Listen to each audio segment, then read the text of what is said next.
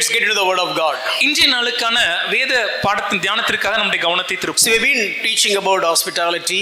நாம் தொடர்ச்சியாக இந்த உபசரிப்பின் காரியங்களை குறித்து தியானித்துக் கொண்டிருக்கிறோம். So I thought of finishing it by last week. கடந்த வாரமே இந்த காரியங்களை நிறைவு பெற வேண்டும் என்று என் மனதில் எண்ணி இருந்தேன். அப்ப இந்த வாரம் நீங்க முடிக்கலையடா அப்படி நீங்க யோசிக்கலாம். Maybe you might think, oh, you have still not yet completed it. We are going to finish it today. இல்ல நிச்சயமா இன்னைக்கு முடிக்க போறோம். So there are, today's sermon is just two parts. இன்றைய செய்தி இரண்டு பகுதிகளை உடைய செய்தி. So I'll give the conclusion with respect to this hospitality. இந்த உபசரிப்பின் காரியங்களை குறித்து நம்முடைய தியானத்திற்கு ஒரு முடிவுரை இன்றைய சொல்லிவிட்டு, and we are planning to start about the next subtopic. அடுத்த ஒரு சிறிய உபதொடருக்கான முன்னுரையை இன்று ஆரம்பிக்கலாம் என்று இருக்கிறேன். So when I start the next one, you may think that, oh, I heard this in the same church. ஒருவேளை அதுக்கு அடுத்த பாகத்தை குறித்து நான் பேச ஆரம்பிக்கும் போது உங்களுக்கு ஒரு மனதில் ஒரு எண்ணம் வரலாம், இந்த காரியத்தை குறித்து நம்முடைய சபையிலே நான் ஏற்கனவே கேட்டிருக்கிறேன்னு நீங்க நினைக்கலாம். Under a different series. இத வேறொரு தலைப்பின் கீழே நம்ம ஏற்கனவே தியானித்திருந்தோம். Yes, I'm going to talk about the same thing what I have shared at least 1.5 years back. ஒரு குறைந்தபட்சம் ஒரு 1.5 வருடங்களுக்கு முன்பாக எந்த காரியத்தை உங்களிடத்தில் பகிர்ந்து கொண்டேனோ அதே காரியத்தை மறுபடியும் இன்று நம்ம தியான பகுதிக்கு நேராக நம்ம பண்ண போறோம். I know one respected man of God said this. ஒரு மதிப்பிற்குரிய தேவ மனிதர் இப்படியாக சொன்னார். I have preached the same sermon 15 times. நான் ஒரே பிரசங்கத்தை 15 முறை பிரசங்கித்திருக்கிறேன். And another man of God, very senior man of God, most respected man of God said this. இன்னொரு தேவ மனிதர், மிகவும் வயது முதிர்ந்தவர், மிகவும் மதிக்கப்படத்தக்க ஒரு மனிதர் இப்படி சொன்ன காரியம். While he was preaching in his church, before he was starting his sermon, he made a statement. அவர் தன்னுடைய சபைக்கு முன்பாக பிரசங்கம் செய்வதற்கு முன்பாக அவர் சொன்ன ஒரு காரியம் என்னவென்றால், I have preached this sermon a few years back, and even before that, this is the third time also I'm going to preach this because we really need it even now. நான் இந்த பிரசங்கத்தை ஒரு 3 வருடங்களுக்கு முன்பாக செய்திருக்கிறேன். அது மாத்திரமல்லாமல் அதற்கு முன்னாடியும் பல வருடங்களுக்கு முன்பாக இதே காரியத்தை குறித்து பிரசங்கித்திருக்கிறேன். ஆயினும் இன்று மறுபடியும் நான் ஏன் பிரசங்கிக்க போகிறேன்னா, இன்னைக்கு இது நமக்கு தேவையான ஒரு விஷயம் அவர் சொன்னார். So I was learning from these people, so I just want to reiterate and repeat the same sermon today as well. இந்த தேவ மனிதர்களுடைய வாழ்க்கையிலிருந்து சில காரியங்களை நான் கற்றுக்கொள்வதன் மூலமாக நான் கற்றுக்கொண்ட விஷயம் என்னன்னா, இந்த செய்தியை மறுபடியும் இன்று உங்களிடத்தில் பகிர்ந்து கொள்ள வேண்டும் என்று. Okay, let's start the first part. முதலாவது பாகத்தை குறித்து நம்முடைய தியானிக்க ஆரம்பிப்போம். We've been studying the book of Acts. அப்போஸ்தலர் புத்தகத்தை தொடர்ச்சியாக தியானித்துக் கொண்டிருக்கிறோம். Talking about the gospel. அதுல குறிப்பாக இந்த சுவிசேஷத்தை குறித்து பார்க்கிறோம். You all know that it's a fivefold gospel. நாம் அறிந்திருக்கிறபடி இது 5 சாராம்சம் கொண்ட சுவிசேஷம். Sinless birth as prophesied. முன்னறிவிக்கப்பட்டபடி இயேசு பாவம் இல்லாமல் பிறந்தார். And the sinless life of Jesus Christ. பாவம் இல்லாமல் இயேசுவானவர் வாழ்ந்தார். And he became a ransom for our sins and dead. நம்முடைய பாவங்களுக்காக ஒரு பரிகாரமாகி மரித்தார். And he raised from the dead and ascended to heaven and seated at the right hand of the Father and doing the high priest work for you and me. அவர் மரித்தோரிலிருந்து எழுந்து பரமேறி பிதாவினருடைய வலது பார்சத்தில் வீற்றிருந்து நமக்காக இன்றும் பரிந்து பேசிக் கொண்டிருக்கிறார். And one day he is going to come back. ஒரு நாள் அவர் திரும்ப வரப்போகிறார். As a judge. ஒரு நியாயாதிபதியாக. So if you believe this gospel and change your repent from your sins and get the forgiveness of sin and change your lifestyle, then you are saved. ஆகவே இந்த சுவிசேஷத்தை விசுவாசித்து ஏற்றுக்கொண்டு நாம் மனம் திரும்பி பாவ மன்னிப்பின் நிச்சயத்தை பெற்றுக்கொண்டவர்களாக ஒரு மாறுபட்ட வேறுபட்ட ஒரு வாழ்க்கையை வாழ ஆரம்பிக்கும் போது நாம் ரட்சிக்கப்பட்டவர்களாக காணப்படுகிறோம். So how did Jesus live? இயேசுவானவர் எப்படி ஐயா வாழ்ந்தாரு? So when we studied how did Jesus handle all these things? இயேசுவானவர் தன்னுடைய வாழ்க்கையில் வந்து எல்லா சவால்களையும் எப்படி சந்தித்தார்? And we have taken what all things we need to think. அதை தொடர்ந்து நாம் பார்க்கும்போது இயேசு எப்படி நாம் நம்முடைய சிந்தனைகள் எப்படி இருக்க வேண்டும் என்று தியானித்தோம். There we started discussing about the Spirit of God, the power of the Spirit of God, and the reverence towards the Spirit of God. அதை குறித்து பார்க்கும்போது பரிசுத்த ஆவியானவருடைய வல்லமை, பரிசுத்த ஆவியானவருக்கு கொடுக்க வேண்டிய கனம் எப்படி இருக்க வேண்டும் என்பதை குறித்து நாம் தியானித்தோம். So if you have the Spirit of God, how do you behave? behave? பரிசுத்த ஆவியானவர் நமக்குள்ள இருப்பாராயின் நாம் எப்படி நம்முடைய வாழ்க்கை எப்படி இருக்கும்? Do we have the purity when it comes to Spirit of God? பரிசுத்த ஆவியானவரை குறித்து சிந்திக்கும் போது ஒரு கற்புடைய சிந்தனை நம்முடைய மனதிலே காணப்படுகிறதா? So then we studied about the hospitality.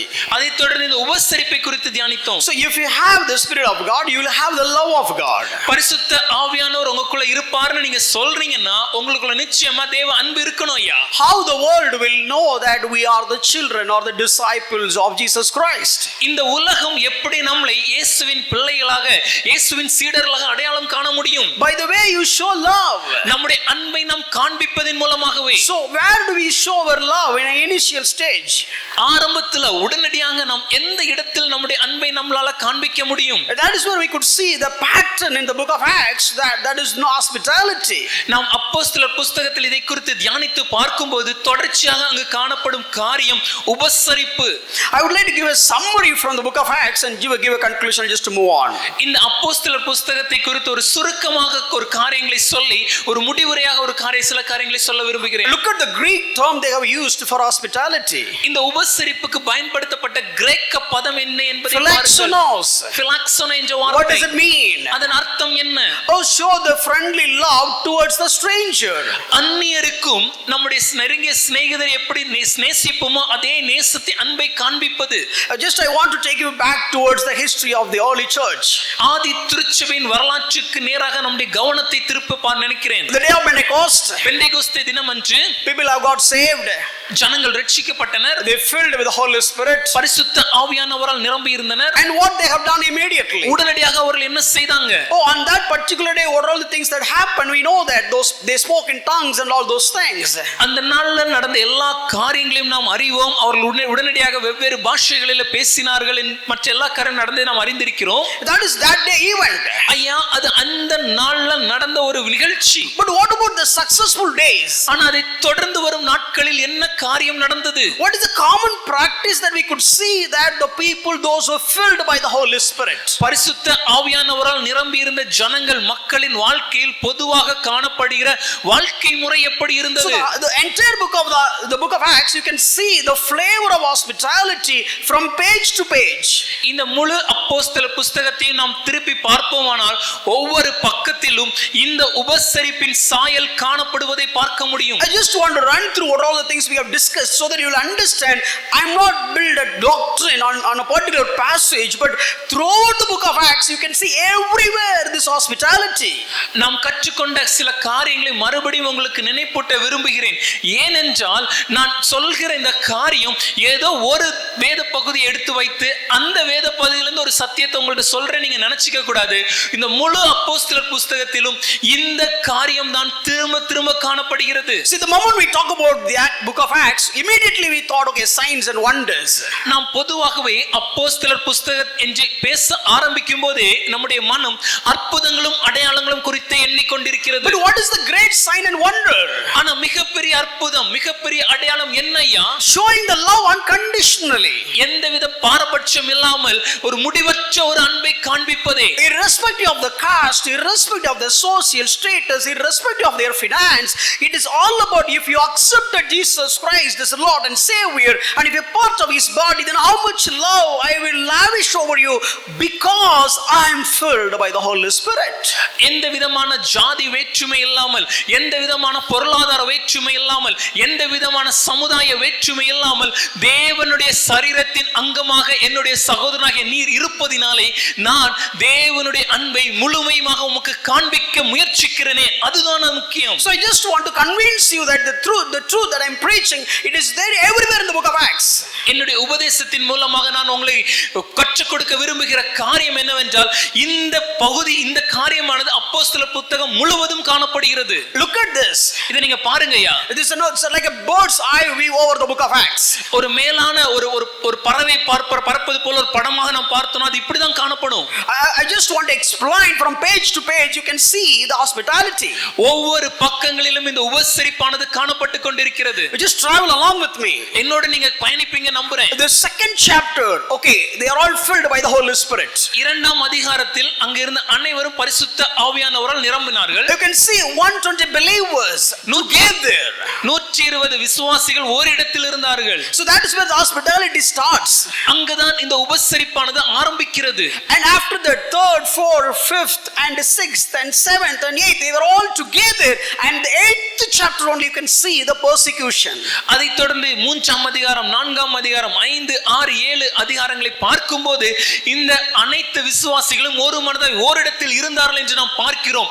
8வது அதிகாரத்தில் தான் உபத்திரவம் சிதறடிக்கப்படும் காரியங்கள் நடக்கிறது. Then they got scattered. That immediately you can see the hospitality in the 9th and the 10th chapter of the Acts.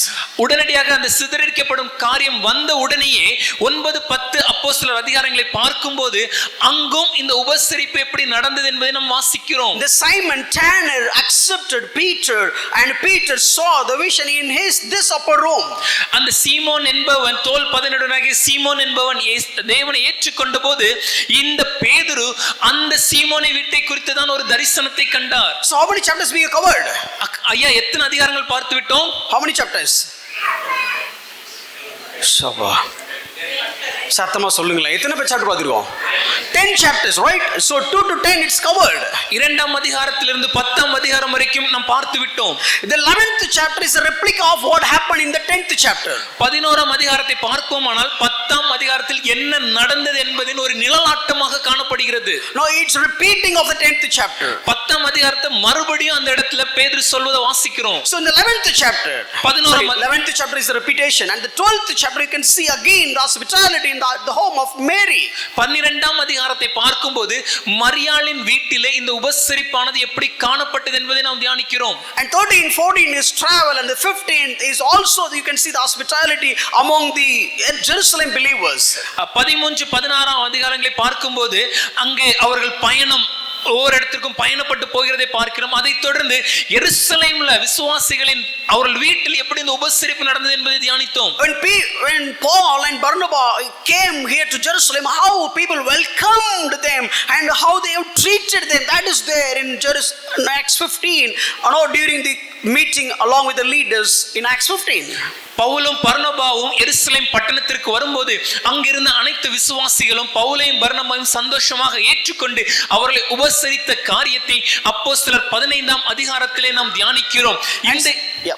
இந்த இடத்துல அப்போஸ்தலர் 15ஆம் அதிகாரத்துல தான் அவர்கள் அங்கு சபை தலைவர்களை சந்திக்கும் ஒரு காரியமும் நடக்கிறது. And 16th chapter we heard about the story of Lydia and the story of the jailer, their hospitality, we dealt about it. 16ஆம் அதிகாரத்தை நாம் ஏற்கனவே தியானித்தோம் அல்லவா? அங்குதான் லீதியாளின் அவர்கள் காட்டிய உபசரிப்பும் அந்த சிறைச்சாலை அதிகாரி காட்டிய உபசரிப்பை குறித்து நாம் தியானித்தோம். And 17th chapter you can see how the Berea believers treated Paul, escorting Paul and dropping Paul in at Athens and coming back. 17ஆம் அதிகாரத்தை பார்க்கும்போது அந்த பெரையா பட்டணத்தில் இருந்த விசுவாசிகள் எப்படி பவுலை பாதுகாப்பாக உபசரித்து அவரை அழைத்து சென்று அவர்களை விட்டு திரும்பி வந்தாங்க என்பதை குறித்து நாம் தியானித்தோம். In the same chapter how Jason has taken the risk to save Paul and Silas and he paid the bond. அதே அதிகாரத்துல யாசோன் என்பவன் பவுலையும் சீலாவையும் காப்பாற்றுவதற்காக எப்பேற்பட்ட ஒரு சவாலை சந்தித்தார் என்பதையும் அவர்களை ஜாமீன் பெறுவதற்கான பணத்தையும் அவரை கொடுத்தார் என்பதையும் தியானித்தோம். And 18th chapter you can see Aquila and Priscilla, how did they risk their life, even they are ready to move. I mean the place where they got settled, they are ready to move because of the one man Paul and his ministry. அப்போஸ்தலர் 19ஆம் அதிகாரத்தை பார்க்கும்போது ஆக்கிலாவும் பிரிஸ்கில்லாவும் ஒரு மனிதனாகிய பவுலை நிமித்தமாக அவருடைய ஊழியத்தை நிமித்தமாக உபசரிப்பு நிமித்தமாக தாங்க வசித்து வந்த இடத்தையும் விட்டு ஒரு புதிய இடத்திற்கு ஒரு மிகப்பெரிய சவாலை ஏற்றுக்கொண்டு அவர்கள் கடந்து போனாங்க என்பதை நாம் தியானித்தோம். And the same chapter Acts 18 you know that Apollo had stayed a short while in the house of Aquila and Priscilla, but how much impact did it happen in his life and ministry. அப்போஸ்தலர் 18ஆம் அதிகாரத்தில் சில காலம் Apollo என்பவர் Aquila பிரிஸ்கிலா என்பவர்கள் வீட்டிலே தங்கியிருந்தார். அவர் தங்கியிருக்கும் நாட்களிலே அது அவருடைய வாழ்க்கைக்கும் ஊழியத்திற்கும் அது எவ்வளவு பயனுள்ளதா இருந்தது, அவருடைய வாழ்க்கையை எப்படி மாற்றியது என்பதை நாம் அறிந்திருக்கிறோம். 19th chapter, Paul met the Ephesus people, the believers at Ephesus. 19ஆம் அதிகாரத்துல எபேசு பட்டணத்தில் இருந்த விசுவாசிகளை பவுல் சந்திக்கிறார். And the 20th chapter, he is just getting the farewell from them. 20ஆம் அதிகாரத்துல அவர்களிருந்து ஒரு வழி அனுப்பும் ஒரு படலம் அங்கு நடக்கிறது. And you know how much they embraced and kissed Paul, because out of love, that is hospitality, they ate together. அவர்கள் பவுலை அரவணைத்து அணைத்து முத்தமிட்டு வழி அனுப்பினாங்க என்பதை பார்க்கும்போது அவர்களுக்குள்ள இருந்த அந்த அன்பு, அந்த உபசரிப்பை நாம் அறிந்திருக்கிறோம். And 21 chapter, Paul came to Philip's house.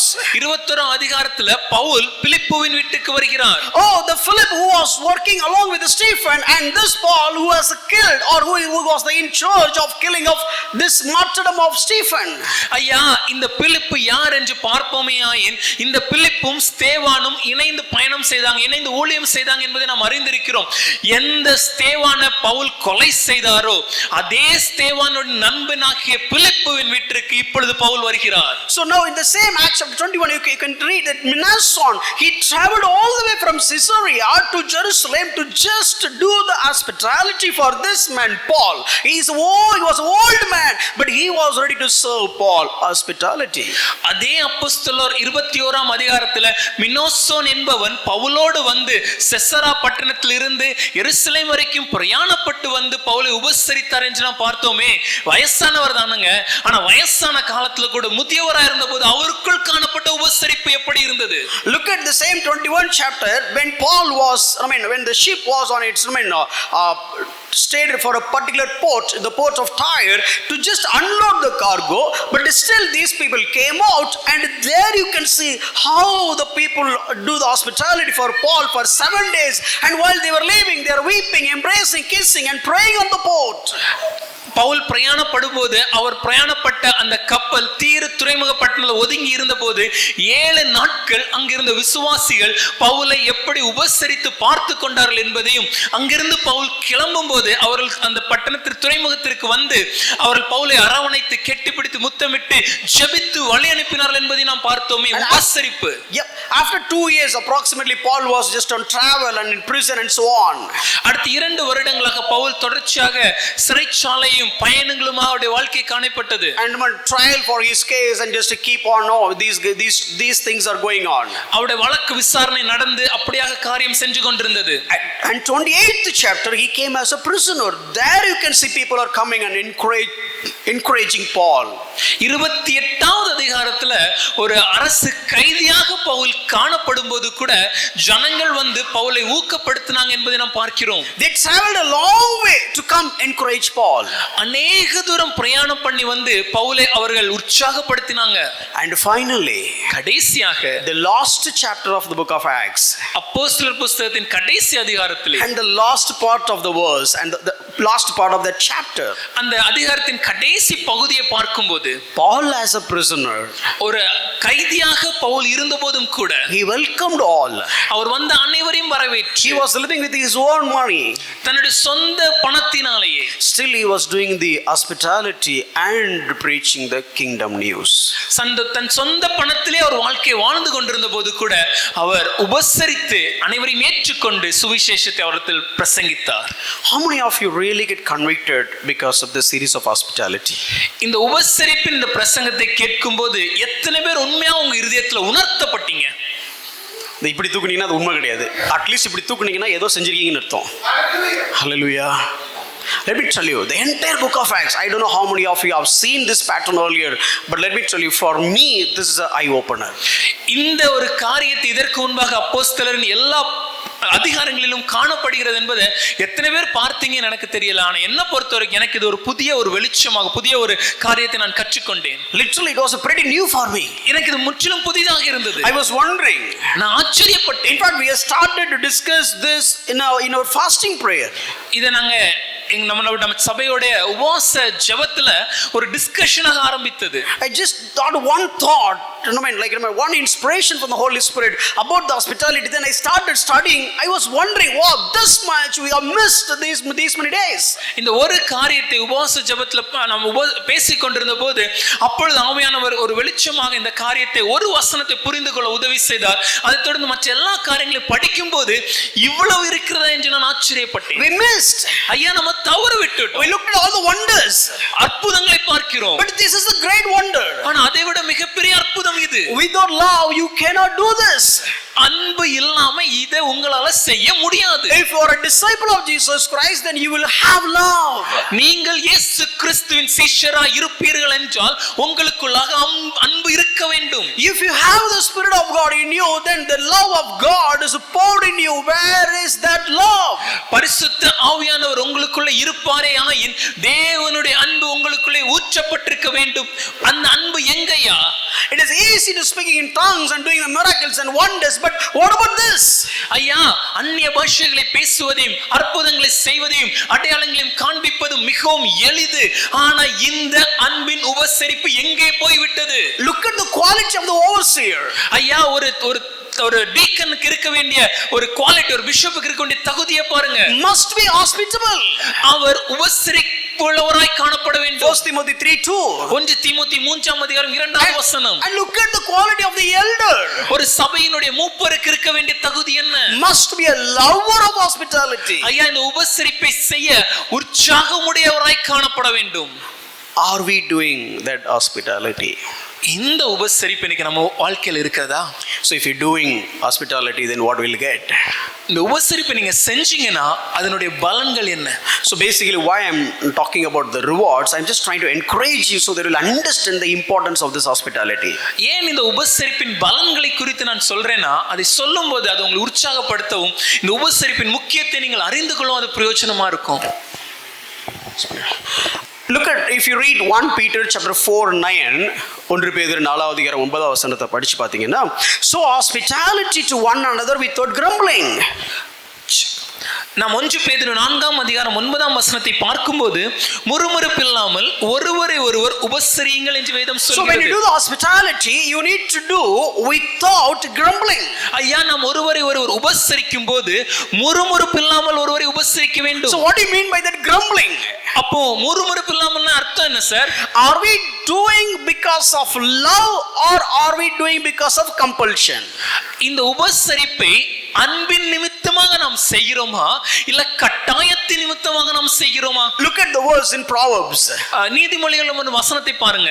So Proverbs, he said, for he is like the one who is inwardly calculating in his heart is not with you but doing the hospitality.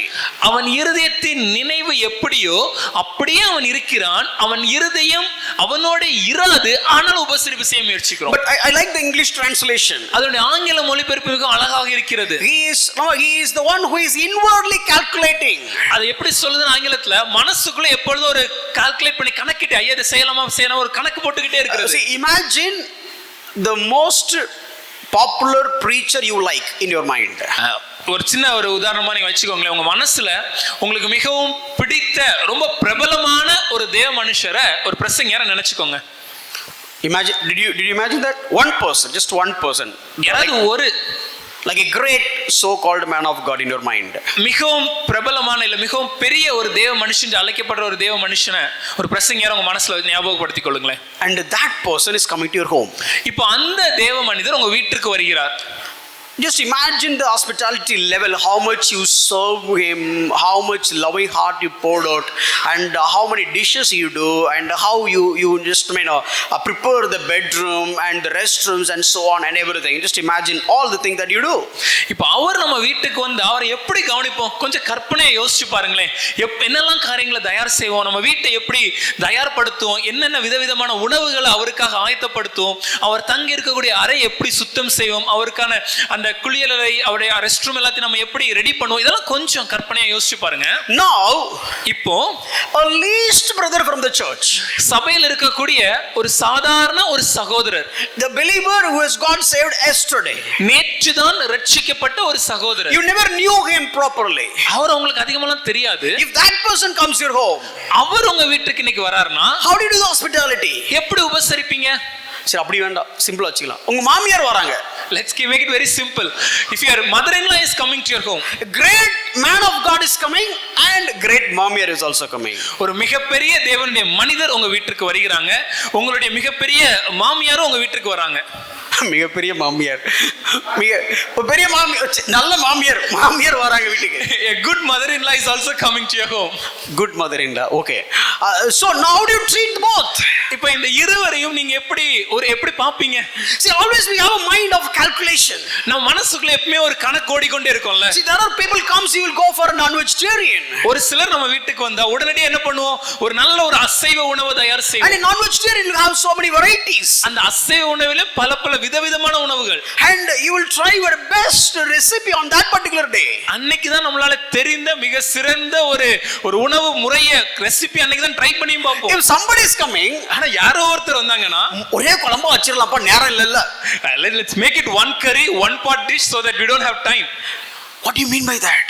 என்ன சொல்ல வரீங்க? Let me tell you, basically our habitual thinking is we have an inward calculation. நான் உங்களுக்கு தெளிவா சொல்றேன், பொதுவாகவே ஒவ்வொரு மனிதனும் தன்னுடைய மனதில ஒரு கணக்கு பார்த்து தான் வேலை செய்கிறான். For some people will give more priority. ஒரு சில நபருக்கு நாம் அதிக முக்கியத்துவத்தை கொடுப்போம். Some people will give less priority. ஒரு சில நபருக்கு குறைவான முக்கியத்துவம். It is not about who they are, it is all about what we get. இது அவங்களை பொறுத்த காரியம் அல்ல, அவர்களிடத்துல நமக்கு என்ன கிடைக்கும் என்ற ஒரு கணக்கீடு. அவங்க சிறப்பான மனிதர்கள் அப்படிங்கிறதுக்காக இல்ல, அவங்க கிட்ட இருந்து நம்ம என்ன பெற்றுக்கொள்ள முடியும்ங்கிற கால்குலேஷன் நமக்குள்ள நம்மள அறியாமலே இருக்கிறதுனால. It is not about how great they are, but it is all about what I can get from this person. We have this inward calculations in our mind. Number 1, முதலாவதாக some inward calculation. ஒரு உள்ளான மனதில் இருக்கக்கூடிய கணக்கீடுகள். இவர் பர்த்டேக்கு, இவர் கல்யாணத்துக்கு இந்த gift நம்ம செஞ்சோம்னா இவன் கண்டிப்பா நம்ம வீட்ல இருக்க கல்யாணத்துக்கு இந்த gift செய்வான் அப்படிங்கிற எண்ணத்துல தான் நம்ம செய்யவே செய்வோம். For some marriage, when we give a gift, we have a calculation that if I give this gift for this wedding, definitely for the wedding at my home, he will give this gift. Inner calculation, number 1. மனதின் மனதின் கணக்கீடுகள் முதலாவதாக. Let me tell you, don't do that nonsense. ஐயா, ரொம்ப தெளிவா சொல்றேனே, இந்த ஒரு தவறான ஒரு காரியத்தை செய்யாதீங்க தயவு செய்து. See as heaven sees. பரலோகம் பார்க்கிற விதமாக பாருங்களேன். Look at lot of money they put in the offering box. அநேக பணத்தை அன்னைக்கு பணப்பெட்டியில வந்து கொடுத்தாங்க. Heaven didn't value that. ஆனா பரலோகம் அதை பெரிதாக பேசவில்லை. One old widow, that lady, she put just 2 copper coins. ஒரு வயதான விதவை தாய் வந்து 2 வெள்ளி காசுகளை மாத்திரம் கொடுத்தாங்க. Heaven celebrated that. பரலோகம் அதை கொண்டாடியது ஐயா. It is not about what you give, it is all about what is your heart. ஐயா, எவ்வளவு கொடுக்கிறோம் என்பதல்ல, நம்முடைய இருதயம் எப்படி இருக்கிறது என்பதே முக்கியம். It is not about the number of dishes, it is all about what are the thought patterns in your heart. எத்தனை விதவிதமான உணவு பதார்த்தங்கள் இருப்பது என்பதல்ல, நம்முடைய மனதில் என்ன விதமான என்ன ஓட்டங்கள் ஓடிக்கொண்டிருப்பது. That's what I'm just trying to teach. அதுதான் என்று கற்றுக் கொடுக்க விரும்புகிறேன். See, again, no, while doing the hospitality also will end up in pride. ஐயா, இந்த உபசரிப்பினை செய்யும்போது கூட சில நேரங்கள்ல பெருமைக்குள்ளாக முடிவதற்கு வாய்ப்பு. So we are trying to treat them well so that we want to show who we are. அவர்களை நன்றாக பராமரிப்பதின் மூலமாக, உபசரிப்பதின் மூலமாக நாம யாரை நம்ம காண்பிக்க முயற்சி. It is not driving because of the love, but it is because of, it's driving because of our selfish nature to get some credit from them. ஐயா, அன்பின் நிமித்தமாக அவர்களை உபசரிக்க வேண்டும் என்ற அன்பு அடிப்படை இல்லாமல் இந்த உபசரிப்பின் மூலமாக நான் என்ன பெற்றுக்கொள்ள முடியும், என்ன அவர்கள் எப்படி பாராட்டுவார்கள் என்ற ஒரு காரியத்தின் நோக்கத்தை வைத்தே இந்த உபசரிப்பு இருக்கிறது. And the other one is murmuring. இன்னொரு காரியம் முறுமுறுப்பு. So grumbling, முறுமுறுப்பு. So let me tell you, first of all, who will grumble more? ஒரு விஷயத்தை கேட்கிறேனே, யார் அதிகமா முறுமுறுப்பாங்க? Men or women? ஆண்களா பெண்களா? சொல்ல மாட்டாங்க. கேட்கல. Tell me, who will murmur? No, grumbling quality, who is expert in grumbling? ஐயா, முறுமுறுப்புல மிகவும் தலை சிறந்தவர்கள் யார்? யார் பாது? Grammatical mistake. You know who you are and you know who will murmur more. உங்களுக்கு நன்றாகவே தெரியும் நீங்க யாருன்னு, யார் அதிகமா முறுமுறுப்பாங்கன்னு உங்களுக்கு தெரியும். காலைல சர்ச்சுக்கு போன இப்ப பார்த்து மட்டன் எடுத்துட்டு வந்து நிக்கிறார். என்னப்பா ஒண்ணு இல்ல. You know who will say that? It's time for the church, but at this time he is using the phone. What is it? No. Not using the phone. What I'm trying to say is, okay, this is morning, we have to get ready and go to the church, or else those guys will shout at us. And now he is getting mutton. Who will cook all these things? No time. என்னப்பா என்ன சத்தங்க? ஒண்ணு இல்ல, பேசிட்டு இருந்தேன். யார்ட்ட? Who will murmur more? அதிகமாக முறுமுறுப்பது யாருங்க? Let me show you one example. ஒரு எடுத்துக்காட்டை காண்பிக்கிறேன். Book of Acts. அப்போஸ்தலர் புத்தகத்திலிருந்து. Not murmuring. முறுமுறுப்பு இல்லாம. I never know her name. எனக்கு அவங்க பேரே தெரியாது. But I know her image in the book of Acts. ஆனா அவங்களுடைய படத்தை அப்போஸ்தலர் புத்தகத்திலே நான் பார்க்கிறேன். This is at the city of Joppa. இது யோப்பா பட்டணம். So basically there was a tanner in that place and his name was Simon.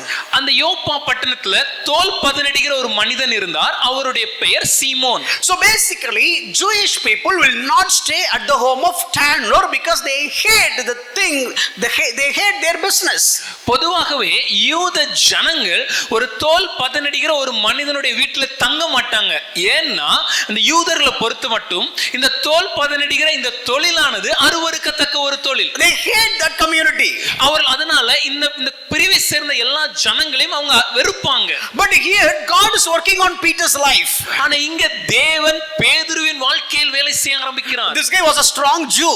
இவன் ஒரு மிக தீவிரமான யூதர். So this guy came to Joppa. இப்போ யோப்பா பட்டணத்துக்கு வருகிறார். And God is making him to stay at the house of this Simon. இந்த தேவன் இந்த பேதுருவை தோல் பதனடிக்கிறவனாகிய சீமோனின் வீட்டிலே தங்க வைக்கிறார். And no, this is something like God is teaching a lesson for Simon. இந்த இடத்துல தேவன் சீமோனுக்கு ஒரு பாடத்தை கற்றுக் கொடுக்கிறார். And how many days he stayed? எத்தனை நாட்கள் தங்கி இருந்தார்? Let's look at this verse 9:43. 9ஆம் அதிகாரம் 43ஆம் வசனத்தை How many பாருங்க. days? You tell me, how many days? எத்தனை நாட்கள் பாருங்க சொல்லுங்களேன். சத்தமா சொல்லுங்க. Many days னா எத்தனை நாள் அப்ராக்ஸிமேட்டா நினைக்கிறீங்க? அநேக நாட்கள் வேதம் சொல்லுதே. ஒரு உத்தேசமா எத்தனை நாள் இருக்கும்? Can you please guess? Hello? See, there are places where you can clearly say that they have stayed there 7 days. சில பகுதிகள் வேத பகுதிகள் நமக்கு தெளிவாக சொல்கிறது 7 நாட்கள் அவர்கள் தங்கி இருந்தார்கள் என்று. So but here it says many days. ஆனால் இந்த இடத்திலே அநேக நாட்கள் என்று வேதம் எழுதி So இருக்கிறது. my understanding is ஆகவே என்னுடைய புரிதல் என்னன்னா at least more than a week. குறைந்தபட்சம் ஒரு வாரத்திற்கு மேலாக இருக்க வேண்டும். Maybe months. ஒருவேளை மாதங்களா கூட இருக்கலாம். We really don't know. நமக்கு அது தெரியாது. Because when Paul stayed in a particular house, it says he stayed there for 7 days. ஏனென்றால் பவுல் ஒரு வீட்டில் தங்கும்போது வேதம் சொல்கிறது 7 நாட்கள் தங்கி இருந்தார் என்று. In some places it says next day. சில இடங்கள் வேதம் சொல்லும்போது அடுத்த நாள் என்று எழுதப்பட்டிருக்கிறது. You can see that in the next scripture 10:23. அதை 10ஆம் அதிகாரம் 23ஆம் வசனத்தில் 23ஆம் வசனத்தில் பார்க்க முடியும். But here Bible says many days. ஆனா இந்த இடத்துல வேத பகுதி அநேக நாட்கள் என்று எழுதப்பட்டிருக்கிறது. Obviously nobody knows how many days Peter stayed in Simon's home. Even Simon's wife, the tanner's wife, will never know that. எத்தனை நாட்கள் நிச்சயமாகவே பேதுரு இந்த தோல் பதனடிக்கிறவனாகிய சீமோனுடைய வீட்டில் தங்கி இருப்பார் என்று யாருக்கும் தெரியாது. இன்னும் சொல்ல போனா தோல் பதனடிக்கிறவனாகிய சீமோனின் மனைவிக்கு கூட அது தெரிந்திருக்க வாய்ப்பில்லை. Did you get the point? நான் சொல்றது புரியுதா? அதான் முக்கியமான பாயிண்ட்ங்க. That is the key point. See, for example, if I'm coming to your home for a couple of days, that's okay. ஒருவேளை ஒரு சில நாள் உங்க வீட்ல தங்குறதுக்கு நான் வந்தேன்னா அது ஒன்றும் பிரச்சனை இல்ல. If my stay is extended for a couple more days, that's okay because I'm a minister of God staying in your home. It's a blessing for you. ஒரு சில நாட்களை தாண்டி இன்னும் ஒரு 2 நாள் அது கடந்து விட்டதுனா கூட நீங்க பெருசா எடுத்துக்க மாட்டீங்க, சந்தோஷப்படுவீங்க. ஏன்னா ஒரு தேவனுடைய ஊழியர் நம்ம வீட்ல தங்குறாரு, சந்தோஷம் ஆசீர்வாதம் எடுத்துப்பீங்க. Imagine if it is அநேக days. But just imagine ஒரு மனசுல கற்பனை யோசிச்சு பாருங்க. If it is many days, அநேக நாட்கள், you will never know when I'm leaving. நான் எப்ப கிளம்புவேன் உங்களுக்கும் தெரியாது. How do you treat me? எப்படி என்ன நடத்துவீங்க? How do you treat me? எப்படி சொல்லாதீங்க, பெட்டி எடுத்து வந்துட போறேன். It is very hard because our psychology is, okay, this guy is calm, we treat him, okay, we treated him well and everything. The next moment is when he will be leaving. உளவியலாக நாம் பார்க்கும்போது நம்ம மனது எப்படி காணப்படும்னா, இந்த மனிதன் நம்ம வீட்டுக்கு வருகிறார், அவரை நல்லா பராமரிக்கணும், உபசரிக்கணும், எல்லா காரியங்களும் இருந்தாலும் பின்னால இவர் எப்போ அடுத்து கிளம்புவார் என்கிற மனதுல ஒரு எண்ணம் ஓடிக்கொண்டு தான் இருக்கும். So this guy Peter was staying there. இங்க பேதுரு தங்கி இருந்தார். And now what happened is, Acts chapter 10, Cornelius had a vision. அப்போஸ்தலர் 10ஆம் அதிகாரத்துல கொர்நேலியுவுக்கு ஒரு தரிசனம் உண்டானது. And he sent 3 people to search for the Simon. அவர் 3 நபர்களை இந்த சீமோனை தேடி பார்க்கும்படியாக அனுப்பி இருந்தார். And these 3 people came. அந்த 3 பேர் அங்க வந்தாங்க. Knocked the door. கதவை தட்டினாங்க. And okay, they inquired for Peter. பேதுரு எங்கேன்னு சொல்லி விசாரித்தாங்க. And Peter said, okay, this is me, Peter. பேதுரு, நான் தான் நீங்க தேடி வந்திருக்கிற பேதுரு. Oh, we are coming from the house of Cornelius and we are here to invite you. நாங்க கொர்நேலியின் வீட்டில இருந்து நாங்க வருகிறோம், உங்களை நாங்க அழைப்பதற்காக இந்த இடத்திற்கு வந்திருக்கிறோம். Okay, you go ahead, you stay somewhere, I will plan and let you know. நீங்க கிளம்புங்க, நீங்க ஏன் தங்கிருங்க, கொஞ்ச நாள் பிளான் பண்ணிட்டு சொல்றேனே. நாமளே ஓசில தங்கி இருக்கிறோம். I am itself staying here without paying any money. Please be practical. ஐயா, கொஞ்சம் நடைமுறை வாழ்க்கையோட யோசிச்சு பாருங்க. Look at 10:23. 10ஆம் அதிகாரம் 23வது வசனம். Peter invited those 3 people to be his guest. அப்பொழுது பேதுரு அவர்களை உள்ளே அழைத்து அவர்களுக்கு உபகாரம் செய்து, he himself a guest in that home, now he became a host. ஐயா, பேதுருவே இந்த வீட்ல ஒரு விருந்தினரா தான் தங்கிட்டு இருக்காரு. ஆனா பேதுரு இப்போ வரப்போகிறவர்களை அழைக்கும் ஒரு ஹோஸ்டாக, ஒரு விருந்து உபசரம் செய்கிறவராக மாறிவிட்டார். ரொம்ப சிம்பிளா சொல்ல போனா, இவரே இங்க வந்து தங்கிட்டு இப்ப இவர் வீடு மாதிரி மற்றவங்களை உள்ள கூப்பிடுறாரு. In a very simple layman terms, he has come and stay here for some time and now he is acting as the owner of the house and inviting others to stay. So how many people are there in the home right now? இப்போ அந்த வீட்ல எத்தனை பேர் இருப்பாங்க? எத்தனை பேர் இருப்பாங்க நினைக்கிறீங்க? How many people? சத்தமா சொல்லுங்க, எத்தனை பேர்? எப்படி 6 ன்னு சொன்னீங்க? பீட்டர், அப்புறம் அந்த 3 பேர் 4 plus Simon and his wife 6. Okay, fantastic calculation. But now let me show you another scripture. நம்ம வேத பகுதியில் எத்தனை பேர் யோசிக்கும்போது we think it's 6 because it's Simon and the 3 people who came from Cornelius. Turn to Acts chapter 11 verse 12. அப்போஸ்தலர் 11ஆம் அதிகாரம் 12வது வசனம். What does it say? என்ன சொல்கிறது? When the Spirit of God asked me to go with them, making no distinction, these 6 brothers also accompanied me and we entered to the man's house, that is Cornelius' house. அப்போஸ்தலர் 11:12, நான் ஒன்றுக்கும் சந்தேகப்படாமல் அவர்களோடே கூட போகும்படி ஆவியானவர் எனக்கு கட்டளையிட்டார். சகோதரராகிய இந்த 6 பேரும் என்னோடே கூட வந்தார்கள். அந்த மனுஷருடைய வீட்டுக்குள் பிரவேசித்தோம். Please understand my point. நான் சொல்ல வர அந்த கருத்தை புரிஞ்சுக்கோங்க. When Peter came to Simon's home, Peter was not coming alone. பேதுரு தோல் பதனிடுகிறவனாகிய சீமோனுடைய வீட்டுக்கு வந்து தங்கும்போது பேதுரு தனியா இல்லைங்க. He came along with the 6 people. அவர் இன்னும் 6 பேரோட தான் அங்க வந்திருக்கிறாரு. So totally Peter and his co 7 people are staying in the home of the tanner's home. பேதுருவும் அவரோட உடன் ஊழியர்களுமாகிய 6 பேர், மொத்தம் 7 பேராக அந்த சீமோனுடைய வீட்ல தங்கி இருந்தாங்க. And on one particular day these 3 people are coming. அப்போ ஒரு நாள்ல இன்னொரு 3 பேர் அங்க வர ஆரம்பிக்கிறாங்க. Already 7 people are here. ஏற்கனவே 7 பேர் நம்ம வீட்ல இருக்காங்க. And Simon Turner and his family. அதுக்கு மாத்திரம் இல்லாமல் தோல் பதனிடுகிற சீமோனும் அவனுடைய குடும்பம் உண்டு. Now Peter saw these 3 people. இப்போ பேதுரு இன்னொரு 3 பேரை பார்க்கறாரு. Okay, come, let's stay together today. வாங்கய்யா, நாம இங்க தங்கி இருப்போம். You know what would be the conversation between Simon Turner and his wife?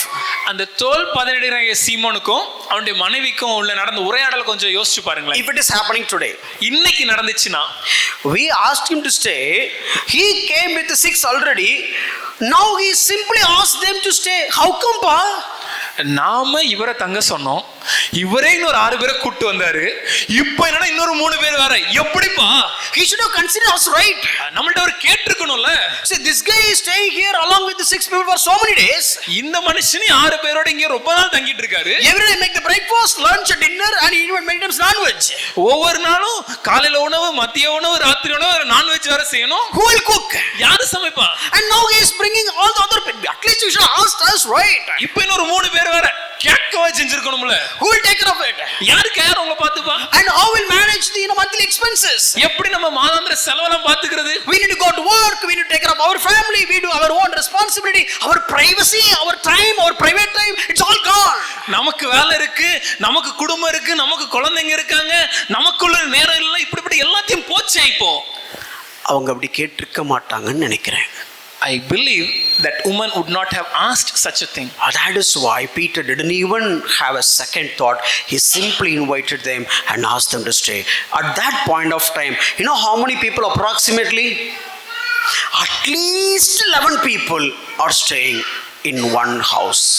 ஐயா, இப்படி அந்த அம்மா கேட்டிருக்க மாட்டாங்க என்ற ஒரு நம்பிக்கையில தான் பேதுரு இந்த 3 பேரையும் அந்த வீட்டில் தங்குவதற்காக உள்ளே வருவதற்காக ஒரு அழைப்பை கொடுத்தாரியா. When you do hospitality, நீங்க உபசரிக்கும் போது don't calculate in your mind what you will get. என்ன கிடைக்கும்னு ஒரு யோசனையில உபசரிக்காதீங்க. Don't do it with the grumbling or murmuring. ஒரு முறுமுறுப்போட உபசரிக்காதீங்க. Because this is the fundamental criteria you should not have. ஐயா, உபசரிப்புடைய அடிப்படை காரியமே இதுதான். Quickly, what you will get then? அப்படின்னா நமக்கு என்ன கிடைக்கும்? Where will you get? எங்க கிடைக்கும்? Don't expect from people. ஐயா, ஜனங்களிடத்துல இருந்து எதிர்பார்க்காதீங்க. This is the place where you can show your love. That's it. இந்த இடத்துல நம்ம அன்பை காண்பிப்பதற்கு நமக்கு ஒரு வாய்ப்பு, அவ்வளவுதான். This is, you have learned about hospitality, you have learned about love, and this is where you are exercising love and adding nutrition to your spiritual strength, spiritual body. ஐயா, அன்பை அறிந்திருக்கிறோமே, உபசரிப்பை அறிந்திருக்கிறோமே, இப்படி ஒரு வாய்ப்பு கிடைக்கும் போதுதான் நம்ம அன்பை நம்மளால வெளிக்காட்டி கொண்டு நம்மளோட ஆவிக்குரிய வாழ்க்கையை இன்னும் போஷாக்கு நிறைந்ததாக மாற்ற முடியும். Let's quickly look at Hebrews chapter 13 verse 2. எபிரேயர் 13ஆம் அதிகாரம் 2வது வசனம். I quickly read this passage and just to move on. இந்த வசனத்தை வாசிச்சு அடுத்த காரியத்தை பார்க்க போறோம். Do not neglect to show hospitality to strangers. அந்நியரை உபசரிக்க மறவாதிருங்கள். For thereby some have entertained angels unawares. அதனாலே சிலர் அறியாமல் தேவதூதரையும் உபசரித்ததுண்டு. Sometimes even God will came as a stranger. சில நேரத்துல தேவன் கூட ஒரு அந்நியர்ங்கிற உருவத்துல நம்மளை பார்ப்பதற்கு ஒரு வாய்ப்பு உண்டு. Matthew 25:43, I was a stranger and took me not in.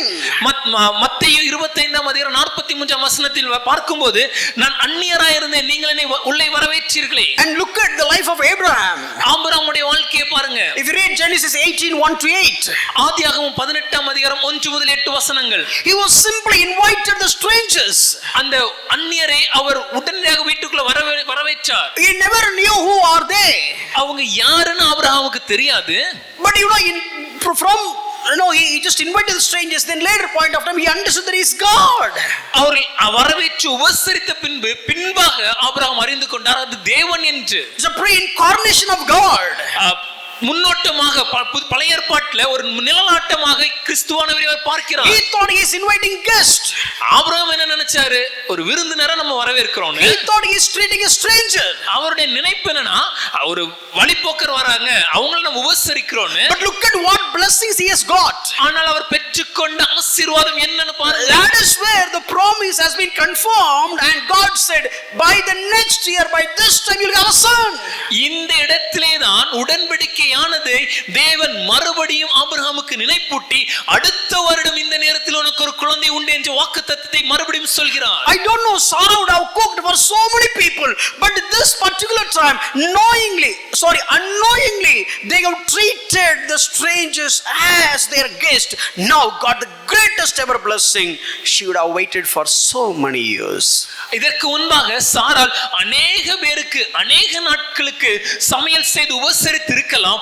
ஆனால் அன்றைய தினம் அறியாமல் அவர்கள் இந்த 3 பேருக்கு செய்து கொடுத்த அந்த உணவின் நிமித்தமாக அவர்கள் மிகப்பெரிய ஒரு ஆசீர்வாதத்தை காண அது ஒரு வாய்ப்பாக மாறி. Look at the next chapter. அடுத்த அதிகாரத்தை பாருங்க. 19th chapter. 19ஆம் அதிகாரம். In the house of Lot. லோத்துவின் வீட்டிலே. He didn't know who are they.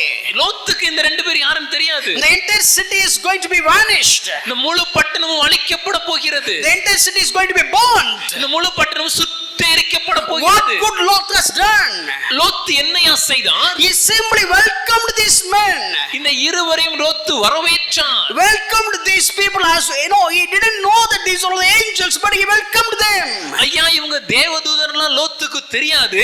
ஆனா இரு அந்நியர்கள் வரும்போது அவர்களை லோத்து தன்னுடைய வீட்டுக்கு வரவேற்றார். And done the hospitality. அவர்களை உபசரித்தார். What was the outcome? அதனுடைய விளைவு என்ன? What was the reward? அதனுடைய பலன் என்ன? What is the benefit? அதனால் கிடைத்த நன்மை என்ன? Oh, his life and legacy has been protected. அவருடைய வாழ்க்கையும் அவருடைய வாழ்க்கைக்கு பின்னால் நடக்கும் மரபும் அன்று காப்பாற்றப்பட்டதே. Oh, if that incident had not happened, we don't have Moabites.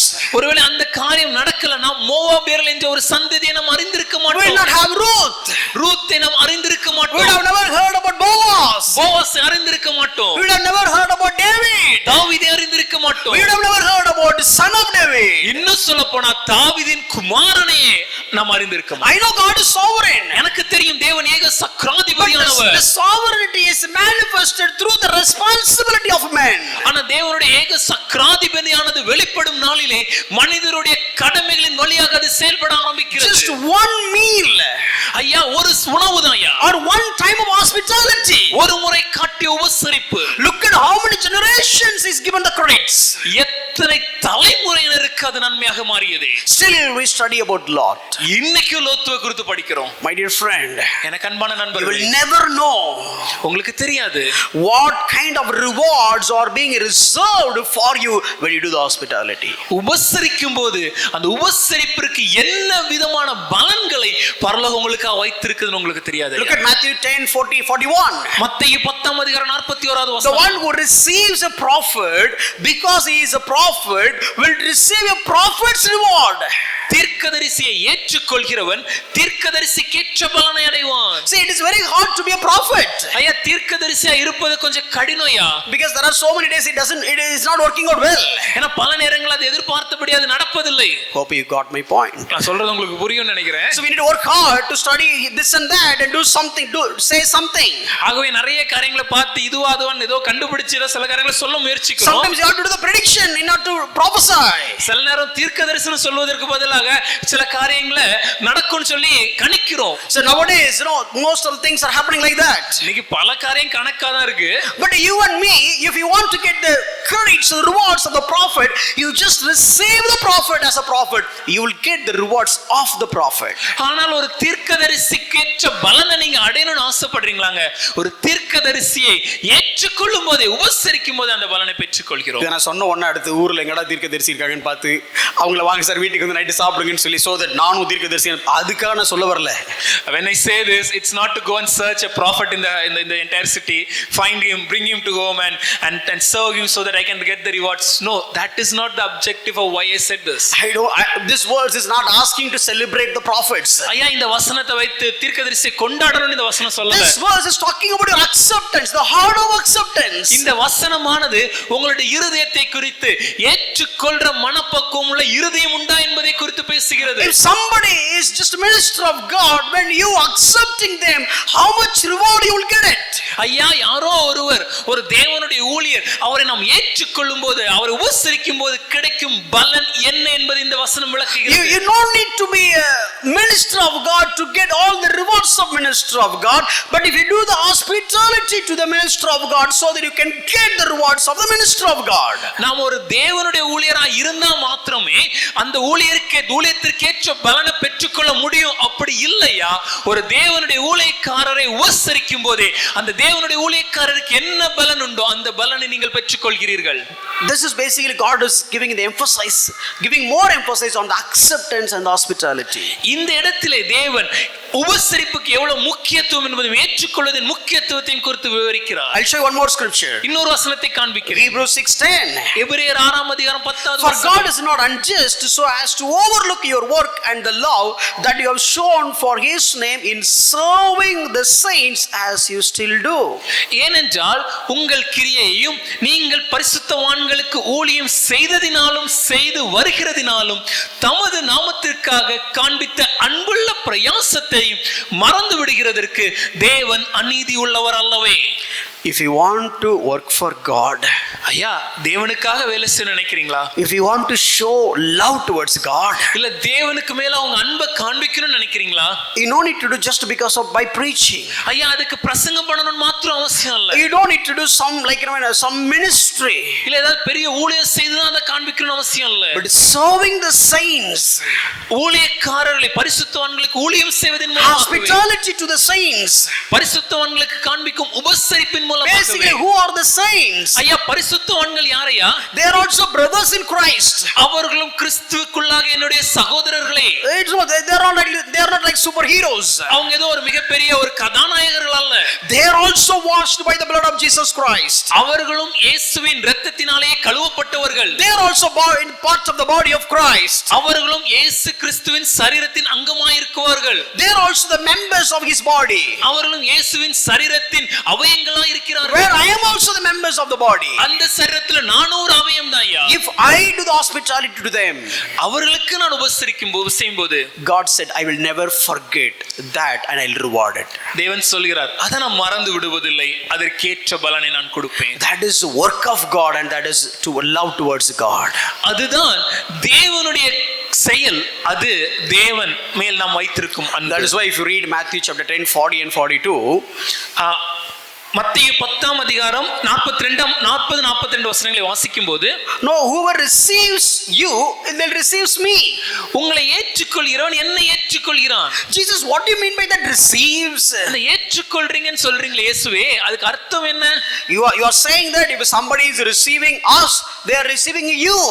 இயேசுவே எங்களை ஒருத்தன் ஏற்றுக்கொண்டான், அப்ப நீங்க என்ன சொல்ல வரீங்க? உங்களை ஏற்றுக்கொண்டது போலயா? But tell me, what do you mean by the receiving? சரி, அந்த ஏற்றுக்கொள்கிறான் என்ற வார்த்தைக்கு அர்த்தம் என்ன? Look at the 42nd verse. 42ஆம் வசனத்தை பாருங்கள். Whoever gives you one of these little ones even a cup of cold water because he is a disciple, truly I say to you, he will by no means lose his reward. சீஷன் என்னும் நாமத்தின் நிமித்தம் இந்த சிறியரில் ஒருவனுக்கு ஒரு கலசம் தண்ணீர் மாத்திரம் குடிக்க கொடுக்கிறவனும் தன் பலனை அடையாமற் போகான் என்று மெய்யாகவே உங்களுக்கு சொல்கிறேன் என்றார். ஏற்றுக்கொள்கிறவன என்ன ஆண்டவரேன்னு கேட்டா உடனே அவர் சொல்றாரு, தண்ணி குடிப்பியாப்பா? தண்ணி கொடுப்பல்ல, தண்ணி கொடுத்தா கூட அதுக்கு பலனை நான் கொடுப்பேன்னு சொல்றாரு. When the disciples are asking, Lord, what do you mean by receive and accept? This Jesus says, if you give a cup of water, giving that means you are receiving the man of God. That is talking about hospitality. ஐயா அது உபசரிப்பை குறித்து பேசுகிறது. If you are receiving someone, you will show your hospitality to them. நீங்கள் ஒருவரை ஏற்றுக்கொள்றீங்கன்னு சொல்றீங்கன்னா நிச்சயமாகவே அவங்களுக்கு மேல உங்க உபசரிப்பை காண்பிப்பீங்க. So with this I am going to finish this series. இதோட இந்த தொடரை நான் முடிக்க போறேன். My only one point is here. நான் சொல்ல வர ஒரே கருத்து என்னன்னா, if you are a disciple of Jesus Christ, நீங்கள் இயேசுவின் சீஷர்களா இருப்பீங்கன்னா, if you are filled by the Spirit of God, பரிசுத்த ஆவியானவரால் நிரம்பினவர்களா நீங்க இருப்பீங்கன்னா, let me tell you, the power of the Spirit of God will be manifested through the hospitality. நான் இந்த காரியத்தை தெளிவா சொல்றேன். பரிசுத்த ஆவியானவரின் வல்லமை எப்படி வெளிப்படுகிறது என்றால், நீங்கள் ஒருவரை உபசரிப்பை காண்பிப்பதின் மூலமாகவே. Whenever you do hospitality, ஒருத்தர் உபசரிக்கும் போது check, யோசிச்சு பாருங்க. oh, this person hates me. ஐயா இவர் என்ன வெறுக்கிறாரு. This person has not done many good things to me. இவர் எனக்கு பெரிய அளவுக்கு எந்த நன்மைகளும் செய்யலையே. Still why am I loving him? ஆனாலும் நான் ஏன் அவரை நேசிக்கிறேன்? Still why am I good to him? ஏன் அவருக்கு ஒரு நன்மை செய்கிறவராக இருக்கிறேன்? Why am I being so good? ஏன் ஒரு நல்லவராக இருக்கிறேன்? Why didn't get angry? ஏன் எனக்கு கோபம் வரல? He has has not called me for his function, but I am calling him for my function. அவர் வீட்ல நடந்த விசேஷத்துக்கு அவர் என்ன அழைக்கல, ஆனா என் வீட்ல விசேஷத்துக்கு அவர் அழைக்கிறேனே. He has not treated me well, but I am treating him well. Why? அவர் என்ன நல்ல விதமா நடத்தாத போதும் நான் அவரை நல்ல ஒரு விதத்துல நடத்துறேனே, ஏன்? He didn't treat my family well, but I am treating his family very well. Why? அவர் என் குடும்பத்தை சரியா நடத்தல, ஆனா நான் அவர் குடும்பத்தை நல்ல விதமா நடத்துறேனே, ஏன்? Oh, that person insulted my family, but I am giving more respect to his family. Why? அவர் என் குடும்பத்தை அவமானப்படுத்தின போதும் கூட நான் அந்த குடும்பத்தை ஒரு மேன்மையாக ஒரு மதிப்பிற்குரிய விதத்தில் நடத்துறேனே, ஏன்? Oh, he spat on my face, but I am just showing my love over him. Why? அவர் என் முகத்துல காரி துப்பினாலும் நான் அவருக்கு மறு உத்தரவாக அன்பை காண்பிக்கிறேனே, ஏன்? இப்படிலாம் கேள்வி உங்க வாழ்க்கையில வந்துச்சுன்னா you are filled by the Holy Spirit. Amen. If such questions are coming in your life, then which means you are filled by the Spirit. Let me tell you, this is the fundamental of Christianity. நான் ஒரு விஷயத்தை தெளிவா சொல்கிறேன், கிறிஸ்தவத்தின் அடிப்படை உபதேசம் இது. If you don't have love, you cannot do such kind of hospitality. உங்களுக்குள் அன்பு இல்லை என்றால் இப்படிப்பட்ட ஒரு உபசரிப்பை உங்களால செய்ய முடியாது. If you don't have the Holy Spirit, you cannot show that kind of love. உங்களுக்குள்ள பரிசுத்த ஆவியானவர் இல்லை என்றால் இப்படிப்பட்ட ஒரு அன்பையும் உங்களால் காண்பிக்க முடியாது. If you can move with the gifts and signs and wonders, but still you don't have a sign of this love, let me tell you, please examine by which spirit you are operating with. ஐயா, வரங்கள்ல செயல்படுறோம், அற்புதங்களை செய்கிறோம், அடையாளங்கள் நடக்குது, இதெல்லாம் இருக்குது, ஆனா இந்த அன்பு இல்லைன்னா கொஞ்சம் நிதானித்து பாருங்க, எந்த ஆவியினாலே நீங்கள் செயல்பட்டு கொண்டிருக்கிறீர்கள் என்று. Test the spirit. உங்களுடைய எந்த ஆவியினை பரிசோதித்து பாருங்க. Hallelujah. Hallelujah. Are you all awake? முழிச்சிருக்கீங்களா? Are you ready for the second message? இரண்டாம் பாகத்துக்கு போயிடலாமா? Hallelujah. போலாங்கிறவங்க மட்டும் சத்தமா கைது அல்ல சொல்லுங்க, என்ன உற்சாகப்படுத்துறதுக்கு. சில என்னத்துக்கு முன்னாடி நீ சொல்ல போற, சரி சொல்லிட்டு போ. By the way, of course, கதவை சாத்திட்டோன்னு நாங்க கண்டினியூ பண்ண தான் செய்வோம். Okay, let's get into the next part. அதோட இரண்டாம் பாகத்துக்கு நிறைய கவனத்தை திருப்போம். So the hospitality is over. இந்த உபசரிப்பின் காரியங்களை நாம் நிறைய கற்றுக்கொண்டோம். How many of you really enjoyed the series of hospitality? இந்த உபசரிப்பின் உபதேசம் எத்தனை பேரை நீங்க சந்தோஷமா என்ஜாய் பண்ணீங்க? Don't make me to do this series once again. மறுபடியும் ஒரு கதை பிரசங்கம் பண்ண வேண்டிய ஒரு இடத்துக்கு நிர்பந்தத்திற்குள்ள என்ன கொண்டு போயிடாதீங்க. Let me tell you, you practice it, you will never know how much you will enjoy. உண்மையாகவே உங்க வாழ்க்கையில இதை நடைமுறைப்படுத்தி மட்டும் பாருங்க, ரொம்ப களிப்பா இருக்கும் ஐயா. Okay, let's get into the next topic. அடுத்த தலைப்புக்கு நேராக நம்ம தியானிக்க போறோம். I strongly believe that you will not get tired. நீங்க சோர்ந்து போக மாட்டீங்கன்னு நான் நம்புறேன். And I will finish on time. நிச்சயமா நேரத்துக்கு முடிச்சிருவேன். Whether I will be able to cover the topics or not, but let's finish. எல்லாத்தையும் எனக்கு சொல்ல முடியுமான்னு எனக்கு தெரியல, ஆனா நிச்சயமா நம்ம ஆரம்பித்து நேரத்திற்கு முடிக்க முயற்சி. So first of all, we all know that we are talking about the Holy Spirit. நாம் பரிசுத்த ஆவியானவரை குறித்து தியானித்துக் கொண்டிருக்கிறோம் என்பதை நீங்க அறிந்திருக்கிறீங்க. Or let me put it in this way, how did Jesus live that sinless life?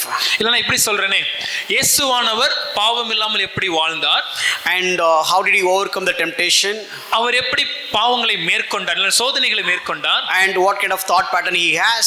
எந்த விதமான மன ஓட்டங்கள் அவருக்கு இருந்தது, then how our thought pattern should be? நம்முடைய சிந்தனை ஓட்டங்கள் எப்படி இருக்க வேண்டும், or do we have the pure thought pattern? ஒரு கற்புள்ள ஒரு சிந்தனை இருக்கிறதா? or if you have the purity, okay, do you have the purity with respect to God the Father, God the Son, and God the Holy Spirit? ஒரு கற்புள்ள சிந்தனையானது நமக்குள்ள இருக்குமேயாயின் பிதாவாகிய தேவனை குறித்த கற்புள்ள சிந்தனை, குமாரனாகிய கிறிஸ்துவை குறித்த கற்புள்ள சிந்தனை, பரிசுத்த ஆவியாகிய தேவனை குறித்த கற்புள்ள சிந்தனை, and do you have the reverence towards the Holy Spirit? பரிசுத்த ஆவியானவருக்கு கொடுக்க வேண்டிய கனம் இருக்கிறதா? Because predominantly we treat the Spirit of God as if granted, and we are just blaspheming against him, not knowing that we are doing the blasphemy.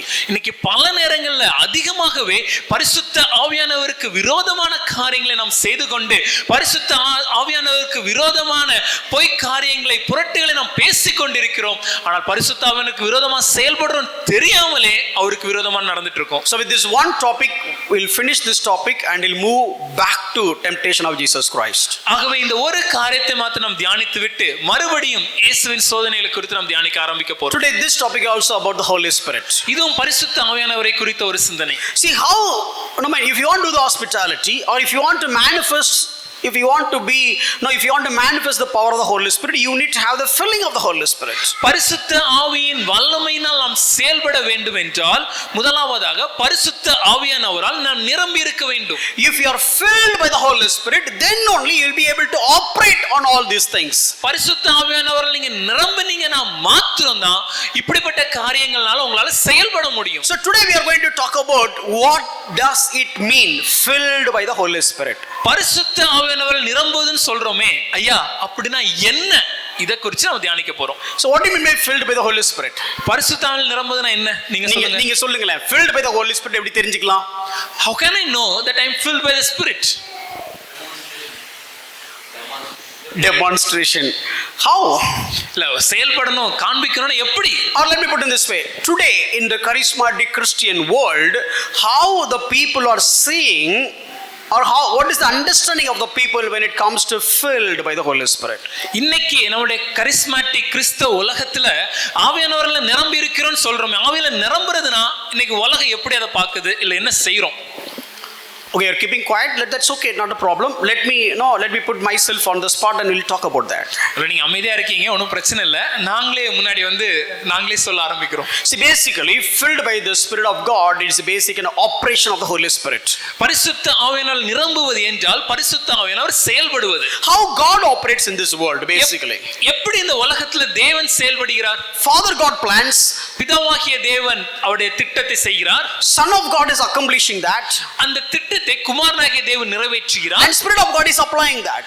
அதற்கு நிறைவேற்றும் போது அதற்கு ஏற்ற ஒரு காரியத்தை செய்வது பரிசுத்த ஆவியானவர் செய்கிறார். அது வாழ்க்கையில் அபியாசப்படுத்துவது பரிசுத்த ஆவியானவர். Spirit of God is helping us to apply it in life. So whenever we pray, we say, "Thy will be done." நம்ம ஜெபிக்கும்போது சொல்றோம்ல, உம்முடைய சித்தம் செய்யப்படுவதாக.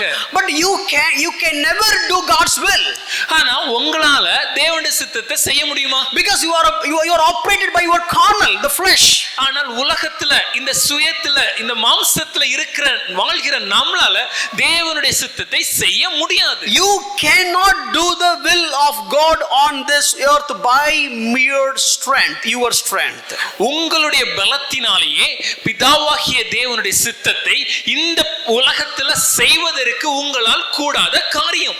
Father planned, பிதாவாகிய தேவன் சித்தம் கொள்கிறார், Son accomplished, குமாரனாகிய தேவன் அதை நிறைவேற்றுகிறார். Who will apply that? அதை இப்பொழுது நடத்துவது யார்? So அதை யார் நடைமுறை வாழ்க்கையில் அனுபவிக்கிறது? Who will apply it in our day-to-day life? So for example, the father said, "Okay, I need to give this world 10 crores per head." ஒருவேளை பிதாவாகிய தேவன் ஒவ்வொரு மனுஷருக்கும் 10 கோடி ரூபாய் கொடுக்கணும்னு சித்தம் கொண்டார்னா, and the Son of God is accomplished that and got all the deposit in the bank. ஒருவேளை குமாரனாகிய தேவன் அந்த மொத்த பணத்தையும் எடுத்துக்கொண்டு இப்பொழுது பேங்க்ல வச்சிருந்தார்னா, but now I need to use it. ஆனா நான் இன்னைக்கு அதை பயன்படுத்தணுமே. So bank is the entity helping me to use that money which is there in the deposit. அங்கு அந்த பணத்தை டெபாசிட் பண்ணி வச்ச பணத்தை நான் எடுத்து பயன்படுத்துறதுக்கு இந்த பேங்க் பயன்படுது.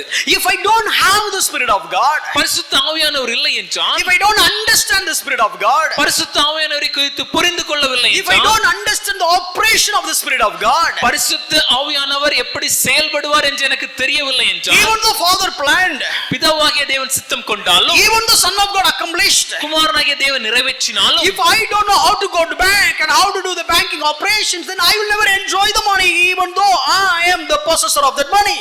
ஒருவேளை நான் வங்கிக்கு சென்று அந்த பண பரிவர்த்தனைகள் எப்படி செய்ய வேண்டும் என்ற தெளிவு எனக்கு இல்லனா, அது ஏன் பணமாவே இருந்தாலும் அதனால எனக்கு எந்த பிரயோஜனமும் இல்லை, என்னால செயல்பட முடியாது. So we need to understand the operation of the Spirit of God.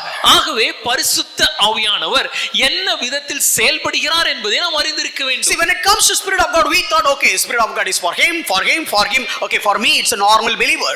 ஒருவேளை நம்ம பொதுவா இந்த பரிசுத்தனை நினைச்சிரோம், பரிசுத்த ஆவியானவரா அது அவருக்கு நான் சாதாரண விசுவாசியா. Let me tell you, the greatest ever man of God, or so-called greatest man ever in the universe, the same Spirit of God that he has, we have in us. ஒரு விஷயத்தை தெளிவா சொல்றேன். இந்த உலகத்தால மிகவும் பிரபலமாக பிரசித்தி பெறப்பட்ட தேவ மனுஷர்னு சொல்லி யாரை நினைக்கிறோமோ அவருக்குள்ள எந்த பரிசுத்த ஆவியானவர் இருக்கிறாரோ அதே ஆவியானவர் தான் நமக்குள்ளாக நம்முடைய இருதயத்தில் இருக்கிறார். He is operating by the same Spirit of God which I am also operating with.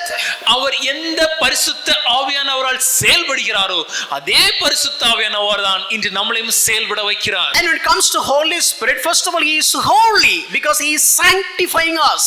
பரிசுத்த ஆவியானவரை குறித்து பார்க்கும்போது முதலாவதாக அவர் பரிசுத்தமானவர், அவர் நம்மளை பரிசுத்தப்படுத்துகிறவர். Then He is a spirit. அவர் ஆவியானவர். He doesn't have a body. அவருக்கு சரீரம் இல்லை. He doesn't have 5 senses. அவருக்கு நமக்கு இருக்கக்கூடிய அந்த 5 சென்சஸ் கிடையாது. 5 புலன்கள் கிடையாது. He doesn't have the 5 senses. So basically He is a spirit being. We need to understand that. அவர் ஒரு ஆழ்த்தத்துவமான ஆவியானவர் என்பதை நாம் அறிந்து கொள்ள வேண்டும். But nowadays look at the church. ஆனா இன்னைக்கு சபையை பாருங்க. When Spirit of God comes, I know it, I feel like a fire. ஐயா ஆவியானவர் வந்து விட்டார், எனக்கு உஷ்ணமா இருக்கு, அக்கினி போல இருக்கு. I feel like God touched me. தேவன் என்ன தொட்டது போல நான் உணர்றேன். But basically He is a spirit. ஐயா அவர் ஆவியானவர் ஐயா. Where did we invent all these things? அப்ப இந்த காரியங்கள் எல்லாம் நம்ம எங்க புதுசா கண்டுபிடிச்சோம்? So that's what I said, test the spirit. 1 John 4:1. ஆகவேதான் 1 யோவான் 4ஆம் அதிகாரம் 1ஆம் வசனம் சொல்லுது, எல்லா ஆவிகளையும் சோதித்து பாருங்கள். All the feelings of shivering, rolling and jumping, I really don't know where did we get all that from. ஐயா எனக்கு ஒரு ஷிவரிங் போல இருக்கு, நான் குதிக்கிறேன், நான் உருள்றேன், இப்படிப்பட்ட எல்லா காரியங்களும் எங்க இருந்து நாம் அறிந்து கொண்டோம் என்று எனக்கு தெரியவில்லை. You take up the call whether it is a real experience that you got and it is God from God, that's up to you. நீங்களே நிதானித்து பாருங்கள், இது உண்மையாகவே உங்களுடைய தேவன் கொடுத்த அனுபவமா இல்ல உணர்ச்சி பெருக்கினால் நீங்கள் செய்யும் காரியம் என்பதை நீங்களே நிதானித்துக் கொள்ளுங்கள். அது உங்களுக்கு நான் விட்டு விடுகிறேன். Let me tell you being honestly, I am not speaking my own thoughts. ஆனா நான் ஒரு வெளிப்படையா ஒரு காரியத்தை சொல்றேன், நான் எனக்கு புரிஞ்சது என்னோட எண்ணத்தை நான் இங்க பேசல. I have studied so many scholars and all the elderly great God, the men of God. அநேக வேத அறிஞர்களை, அநேக வயதான தேவனுடைய ஊழியக்காரங்களை குறித்து நான் அவர்கள் வாழ்க்கையில் அவர்களுக்கு கற்றுக் கொடுத்த காரியங்களை அறிந்திருக்கிறேன், கற்றிருக்கிறேன். I am just quoting them what they have said. அவங்க சொன்ன காரியத்தை தான் நான் இங்க மேற்கோள் காட்டுகிறேன். See, let's be frank. ரொம்ப வெளிப்படையாக பேசுவோமே. In today in our churches, whenever we say be filled by the Holy Spirit, you know what is happening predominantly?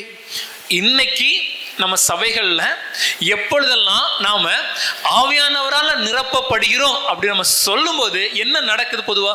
So they are being thrown up, அப்படி எரியப்படுறாங்க, or they are jumping, இல்ல குதிக்கிறோம், they are rolling, இல்ல கீழே விழுந்து in உருள்றோம். some place they are laughing unconditionally, சில இடங்கள்ல ஒரு எந்த ஒரு தடை இல்லாம சிரிச்சு கொண்டே இருக்கிறாங்க, and some place they are screaming and shouting. இல்ல கத்துறாங்க, சத்தம் போடுறாங்க. I'll challenge you. நான் ஒரு சவால் விடுறேங்க. Go and read the entire book of Acts. இந்த முழு அப்போஸ்தலர் புத்தகத்தையும் வாசித்து பாருங்கள். And can you find any one of these experiences experienced by the early church?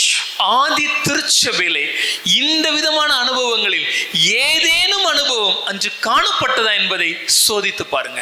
Scrutinize your experience based on the scripture. வேதத்தை வைத்து நம்மளுடைய அனுபவங்களை நாம் பரிசோதித்து பார்க்க வேண்டும். Whether it is original or counterfeit, check it out. ஐயா இது உண்மையான அனுபவமா இல்ல ஒரு போலியான அனுபவமான்னு சோதித்து பாருங்கள். With a genuine heart. ஒரு வெளிப்படையான இதயத்தோடு. See, when many people are, one man of God said, Lord, when I study the word of God, I don't see all these things. If it is not coming from you, Lord, please take away all these things from me. ஒரு தேவ மனிதர் சொல்லும்போது இப்படியாக சொல்கிறார், தேவனே நான் வேதத்தை பார்க்கும்போது இதில் எந்த விதமான அனுபவங்களும் என்னால பார்க்க முடியவில்லையே, ஒருவேளை இந்த அனுபவங்கள் எல்லாம் உம்மிடத்தில் இருந்து வரவில்லை என்றால் இந்த அனுபவங்கள் எல்லாம் என்னிடத்திலிருந்து எடுத்து போடும். I'm experiencing all these things. இந்த எல்லா அனுபவங்களும் வாழ்க்கையில இருக்குது. I got the excitement. எனக்கு உணர்ச்சி பெருக்கு இருக்குது. And I was doing all the practices that is being practiced in the church, being the filled by the Holy Spirit. ஆவியினால நிரப்பப்படுகிறேன் என்று சபையில சொல்லும்போது நடக்கிற எல்லா விதமான அனுபவங்களையும் நானும் அனுபவித்துக் கொண்டிருக்கிறேன், செய்கிறேன். But he was praying. ஆனா அவர் இப்படி ஜெபிக்கிறாரு, Lord, I don't see this in the Bible. தேவனே இந்த காரியத்தை வேதத்தில் நான் பார்க்கவில்லையே. But I am personally experiencing. ஆனா என் தனிப்பட்ட வாழ்க்கையில் இந்த அனுபவம் எனக்கு இருக்கிறது. Tell me all these things are genuine. ஆகவே தேவனே இது உண்மையானது உம்மிடத்தில் உண்டானதா எனக்கு All பலி கொடுங்க. All these things are coming from coming from God or somewhere else. ஐயா இதெல்லாம் தேவனே உம்மிடத்திலிருந்து எனக்கு வருகிறதா இல்லனா வேறொரு இடத்திலிருந்து நானா செய்கிறேனா? We need to have that genuine heart. இப்படிப்பட்ட ஒரு உண்மையான இருதயம் நமக்கு இருக்க வேண்டும். I want you to have that genuine heart and receive this message. அந்த உண்மையான இருதயத்தோடு இந்த செய்தியை நீங்க ஏற்றுக்கொள்வீங்க நான் நம்புறேன். I'm just giving an introduction. What does it mean being filled with the Holy Spirit? பரிசுத்த ஆவியானவரால் நிரம்புவதுனா என்னங்கற ஒரு முன்னுரை எனக்கு சொல்றேன். See, Christian life is not called to live by our feelings but by faith. கிறிஸ்தவ வாழ்க்கையானது நம்முடைய உணர்ச்சிகளினால் தரிசித்து நடவாமல் விசுவாசத்தினால் நடக்க அழைக்கப்பட்டிருக்கிறோம். The just will live by faith, not by feelings. ஐயா விசுவாசியானவன் விசுவாசித்து நடக்க வேண்டும், உணர்ச்சிகளினால் நடப்பவன் அல்ல. Check your integrity with the word of God. வேத வசனத்தை வைத்து எந்த உண்மைத்தன்மையோட நீங்க வாழ்றீங்கன்னு சோதித்து பாருங்க. Don't depend on your mood. ஐயா என்னுடைய உணர்ச்சி என்ன சொல்கிறதுன்னு யோசிக்காதீங்க. Don't depend on a mood of excitement or mood of sorrow and so on, but basically understand the word. உணர்ச்சியின் பெருக்கத்தின் சந்தோஷத்தையோ உணர்ச்சி பெருக்கத்தின் சோகத்தையோ நம்பி இல்லாமல் தேவனுடைய வார்த்தை எதை சொல்கிறது என்பதை நாம் அறிய வேண்டும். Let me tell the climax, then we'll get to the scripture. நான் முதலாவதே முடிவு என்னன்னு சொல்லிறேனே, அதுக்கு அப்புறம் எனக்கு வசனத்தை காண்பிக்கிறேன். Very simple.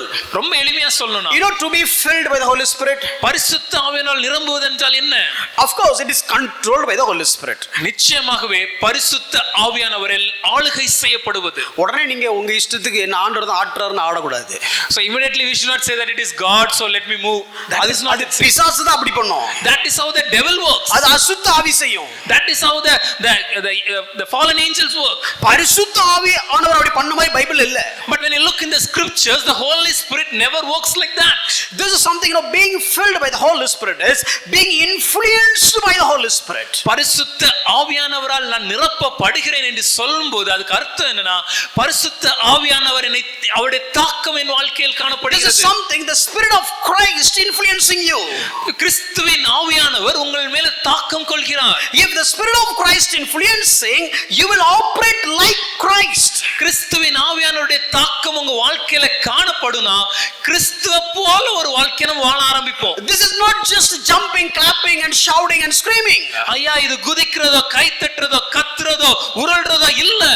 This is an opportunity for Jesus Christ to live his life through me. இந்த உலகத்துல கிறிஸ்துவை போல நான் வாழ்வதற்கான ஒரு வாய்ப்பை எனக்கு அருளுவதே இந்த காரியம். இப்படி சொல்லலாம், கிறிஸ்து என்ன பயன்படுத்தி ஏன் மூலமா அவர் வாழ்ந்தா எப்படி இருக்கும், அதுதான் ஆவியானவரால் ஆட்கொள்ளப்படுகிறது. When you say I am controlled by the Spirit, it is an opportunity for Christ to resemble him in this world through me. Let me tell you very plainly, don't make it as a doctrine. For the sake of understanding, I'm telling this. புரிவதற்காக இத சொல்றேன், இது ஒரு சத்தியமாக கோட்பாடா எடுத்துக்காதீங்க, புரிவதற்காக. If you are filled with the Holy Spirit, பரிசுத்த ஆவியானவரால் நீங்க நிரம்பி இருந்தீங்கன்னா, Jesus walks around with your body, with your mind and love within your heart. உங்களுடைய சரீரத்தை கொண்டு இயேசுவானவர் இந்த உலகத்துல நடக்க முயற்சிக்கிறார். உங்களுடைய மனதை கொண்டு அவர் சிந்தனைகளை செய்கிறார். அவருடைய அன்பை கொண்டு அவருடைய அன்பை பிரதிபலிக்கிறார். ரொம்ப simple. It's very simple. If I'm being filled by the Holy Spirit, பரிசுத்த ஆவியானவரால் நிரம்பி இருக்கிறேன் என்றால், Jesus walk around this world using my body. இயேசு என்ன பயன்படுத்தி இந்த உலகத்துல நடக்க ஆரம்பிக்கிறார். And it is Jesus thinks through my mind. இயேசுவானவர் என்ன சிந்திக்க விரும்புறாரோ அந்த சிந்தனையை என் மனதில செய்ய வைக்கிறார். And Jesus show his love through me by using this heart. என்னுடைய இருதயத்தை பயன்படுத்தி இயேசு தன்னுடைய அன்பை இந்த உலகத்துல காண்பிக்கிறார். In a very simple way. ரொம்ப எளிமையா சொல்லணும்னா, people will see another Jesus like person. இயேசுவை போல வாழ்கிற ஒரு மனிதனை, இன்னும் சொல்ல போனா இயேசுவை போல இன்னொருத்தரை நான் இந்த உலகத்துல பார்த்தேயா, அது நீங்க தான் சொல்லணுங்க. ஐயா நீங்க இயேசுவா? Brother, are you Jesus? Oh, you are looking like Jesus. இயேசுவை போல இருக்கீங்களே. போட்ட டக்குனு முடி வளர்த்த கூடாது, காவி dress போட கூடாது, அது சொல்ல வரலனா. Immediately don't go for a long hair and a long dress. That is not the case. செருப்பு போடுறது விட்டேன் brother. I gave up wearing sandals. Shoe போட்டு பிரசங்கம் பண்றானுங்க பாரு, இவனுக்கு இயேசுவை போலவா? These people are wearing shoes and preaching. Are these people are like Jesus? When people saw you, ஜனங்கள் உங்களை பார்க்கும்போது Oh, the love of God is manifesting in a such way that people thought, oh, you are living like Jesus. That is what being filled by the Holy Spirit. உங்க வாழ்க்கையில பிரவாகித்து வருகிற பொங்கி வருகிற அந்த அன்பை பார்க்கும்போது ஜனங்கள் சொல்லணும், ஐயா இயேசு போல இவங்க அன்புள்ளவர்களா இருக்கிறாங்க, நான் இயேசு இவங்கள்ட்ட பார்க்கிறேன். See, fullness of the Holy Spirit is not an experience, it is a lifestyle. பரிசுத்த ஆவியானவரால் நிரம்புகிறேன் என்று சொல்வது ஒரு அனுபவம் அல்ல, அது நடைமுறை வாழ்க்கை. அது ஒரு வாழ்க்கை. It's a வாழ்க்கை முறை, it's a lifestyle. No, by leading the Holy Spirit, by filling the Holy Spirit is not just an experience. This is a lifestyle that we ought to live on a daily basis. பரிசுத்த ஆவியானவரால் நடத்தப்படுகிறேன் அல்லது பரிசுத்த ஆவியானவரால் நிரம்புகிறேன் என்று சொல்வது ஒரு அனுபவம் அல்ல, அது ஒரு நடைமுறை வாழ்க்கை முறை. அனுதினமும் இப்படிப்பட்ட ஒரு வாழ்க்கை முறை நமக்கு வேண்டும். This is not something you will experience when you are coming to the church on Sunday. இது ஞாயிற்றுக்கிழமை சபைக்கு வரும்போது மாத்திரம் நடக்கிற ஒரு அனுபவம் அல்ல. This is not something when they are increasing the tempo and you will experience it. இல்லனா பாட்டோட வேகத்தை கூட்டும்போது நமக்கு உண்டாகிற ஒரு அனுபவம் அல்ல. This is not something when everybody is clapping, you are also clapping along with them and you have some goosebumps. That is not the filling of the Holy Spirit. இல்ல எல்லாரும் வேகமாக கை தட்டும்போது நாமும் அதர் வேகமாக கை தட்டி ஒரு விதமான உணர்ச்சியை நாம் பெற்றுக்கொள்கிறோமே, அந்த புல்லரிக்கு அனுபவம் அது இல்லையா பரிசுத்த ஆவியானவர் நிரம்புவது? Of course you can feel the tangible presence of God, it's up to you. ஒருவேளை தேவனுடைய அந்த அசாத்தியமான ஒரு உணர்வை நீங்கள் பெற்றுக்கொள்ளலாம், அது உங்களுக்கும் தேவனுக்கும் உண்டானது. But with a genuine heart, with the light of the word of God, you just think and scrutinize those experiences and try to find out, am I living a lifestyle of Jesus Christ? ஆனால் ஒரு வெளிப்படையான உண்மையான ஒரு இருதயத்தோடு இந்த கர்த்தருடைய வார்த்தையின் வெளிச்சத்தை வைத்து பார்த்து உங்களை நீங்களே பரிசோதித்து, நான் செய்கிற அனுபவங்கள் எல்லாம் தேவனால் உண்டானதா இல்ல என் வாழ்க்கை முறையில உண்மையாகவே பரிசுத்த ஆவியானவரால் நான் நடத்தப்படுறேன் நான் சோதித்து பாருங்க. Are you all with me? என் கூட இருக்கிறீங்களா? Are you all following me? நான் சொல்றது என் கூட இருக்கிறீங்களா?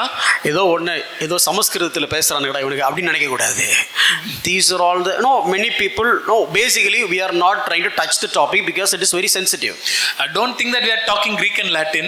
அநேக நேரங்கள்ல இந்த காரியங்களை குறித்து சபையில இன்னைக்கு பேச மறுப்பது இல்ல பேசாமல் தவிர்ப்பதின் காரணம் என்னன்னா இது கொஞ்சம் சென்சிட்டிவான topic. We don't want to lose people. ஜனங்களை இழக்க நாம் விரும்பவில்லை. We want to please people. ஜனங்களை பிரியப்படுத்த விரும்புகிறோம். So we don't please God. ஆகவே தேவனை பிரியப்படுத்த மறந்து விட்டோம். We love people but we don't love the word.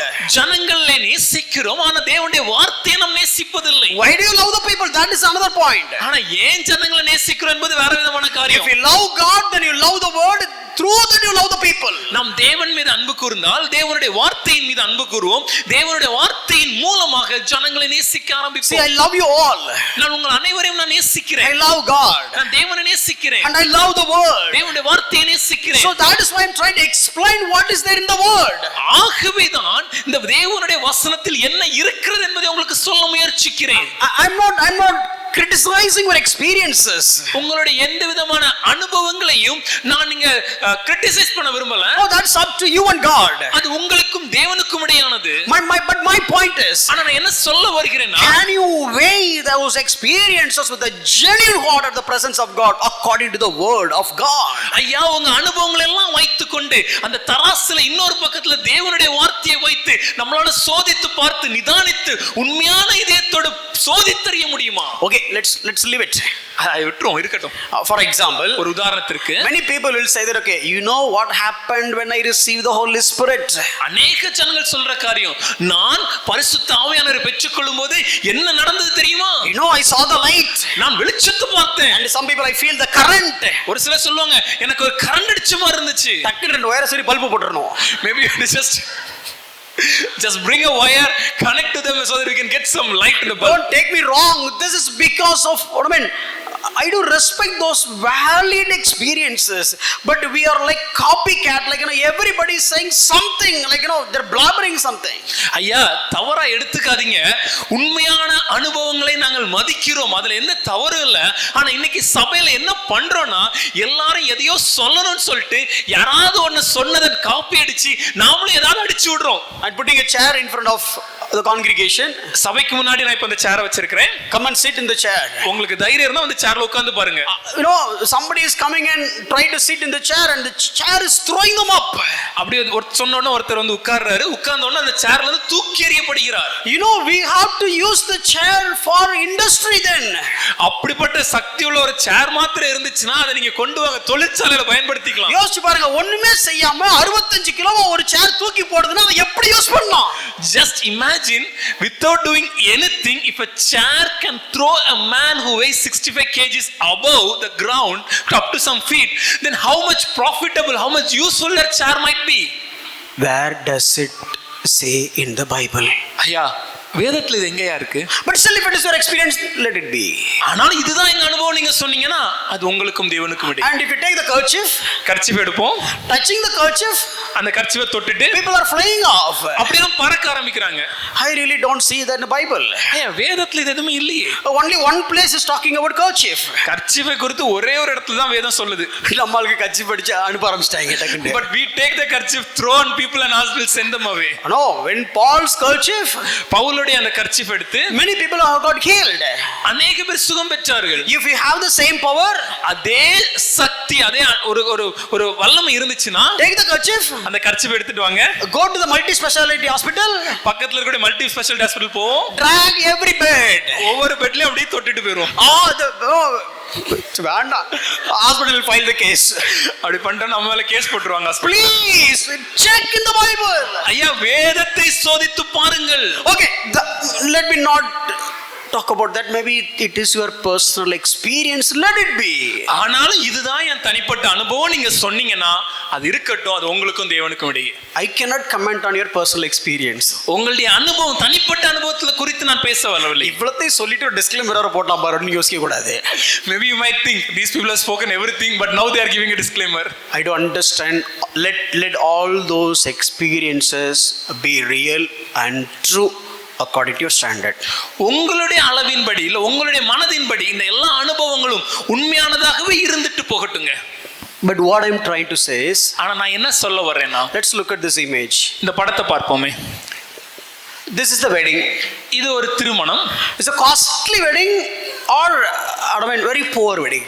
இது ஒரு பிரம்மாண்டமான ஒரு திருமணமா இல்ல ஒரு எளிமையான திருமணமா? அந்த அம்மா எக்ஸ்ட்ரா 3 மீட்டர் துணி தொங்க விட்டுருக்கு, அதுல இருந்தே தெரிஞ்சுக்கலாம் காஸ்ட்லியான wedding. If you look at the bride, you can see the gown extends extra or 3 feet. That itself shows how grand the wedding might be. Nobody will ever use that gown again. அந்த திருமணத்துக்கு பின்பாக, அந்த நாளுக்கு பின்பாக இந்த உடையை யாருமே போட போறது கிடையாது. Even if you pay some money to that girl and ask her to wear that gown, she will say எவன் கொடுத்தோம் அதை அப்படிம்பாங்க. மேபி ஒருவேளை பணத்தை கொடுத்து அந்த திருமண ஆன அந்த மணமகள் இடத்துல கொஞ்சம் பணத்தை கொடுத்து ஏமா மறுபடியும் ஒரு நாள் போட்டு பாருன்னு சொன்னா she will ask who will wear such a thing. Then obviously it is a costly wedding.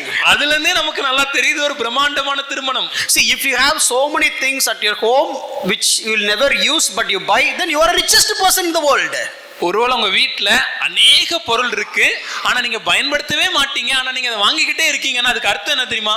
இந்த உலகத்துல நீங்க தான் மிகப்பெரிய ஐஸ்வர்யவான் என்று. அல்லது இப்படி சொல்லலாம், ஒருத்தர் பணக்காரனா ஏழைன்னு கண்டுபிடிக்கிறது ரொம்ப simple. It's very easy to identify whether you are rich or poor. The one who bought all the unwanted things and kept it in home without using it, he is the richest person. எல்லா பொருளையும் வாங்குறோம், ஆனா பயன்படுத்தவே மாட்டோம், ஆனா வாங்கி வீட்ல வச்சிருக்கோம்னு வெச்சுக்கோங்களேன், நீங்க தான் ஐயா மிகப்பெரிய ஐஸ்வர்யவான். Okay, let's not deviate. நம்ம அத சொல்ல போறதுல வேற பேசுவோம். This is the richest wedding, right? இது ஒரு பிரம்மாண்டமான திருமணம். Go to the next slide. அடுத்த படத்தை பாப்போமே. Maybe இது Kerala kind of wedding. ஒருவேளை அது பார்ப்பதற்கு கேரளா அதுல இருக்க ஒரு திருமணம் போல இருக்கு. This is a North Indian just register office wedding. அடுத்த நடுவுல இருக்க அந்த படத்தை பாத்தீங்கன்னா ஒரு ரெஜிஸ்டர் ஆபீஸ்ல பண்ற ஒரு வடநாட்டில் இருக்கக்கூடிய திருமணம். This is a kind of a Punjabi wedding.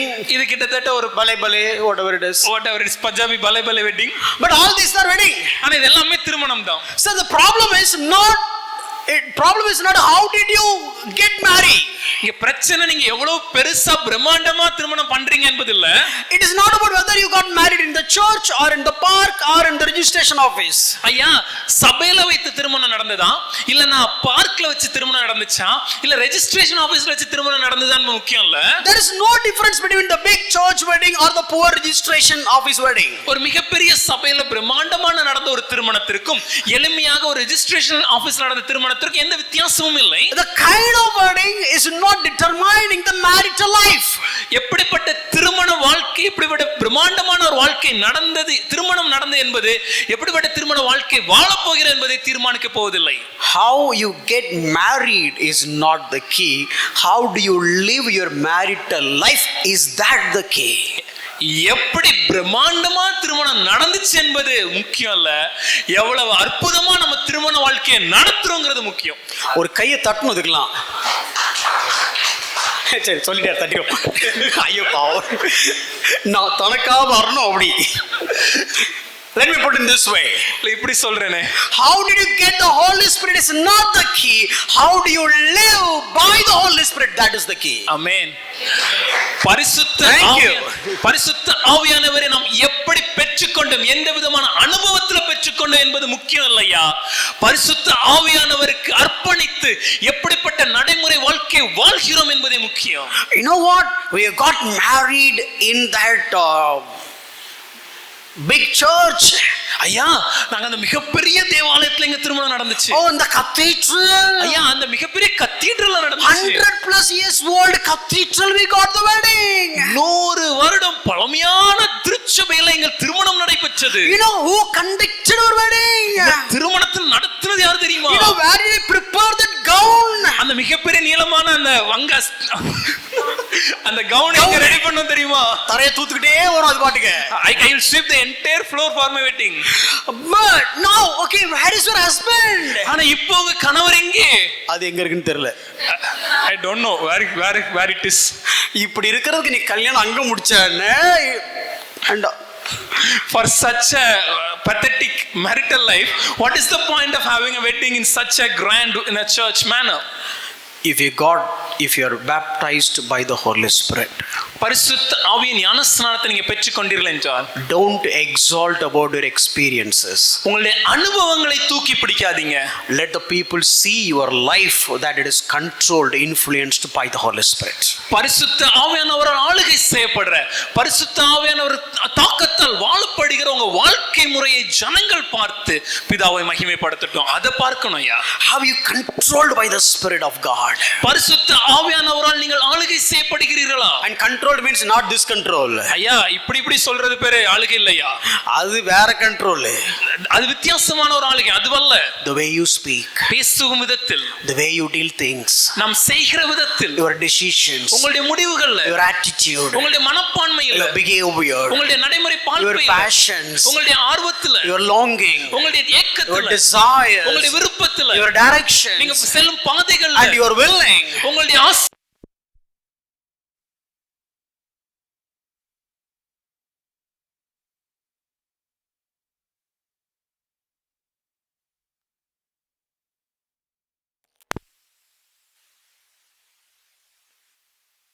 தீர்மானிக்க ஆரம்பிக்கிறது. Are we controlled by the Holy Spirit?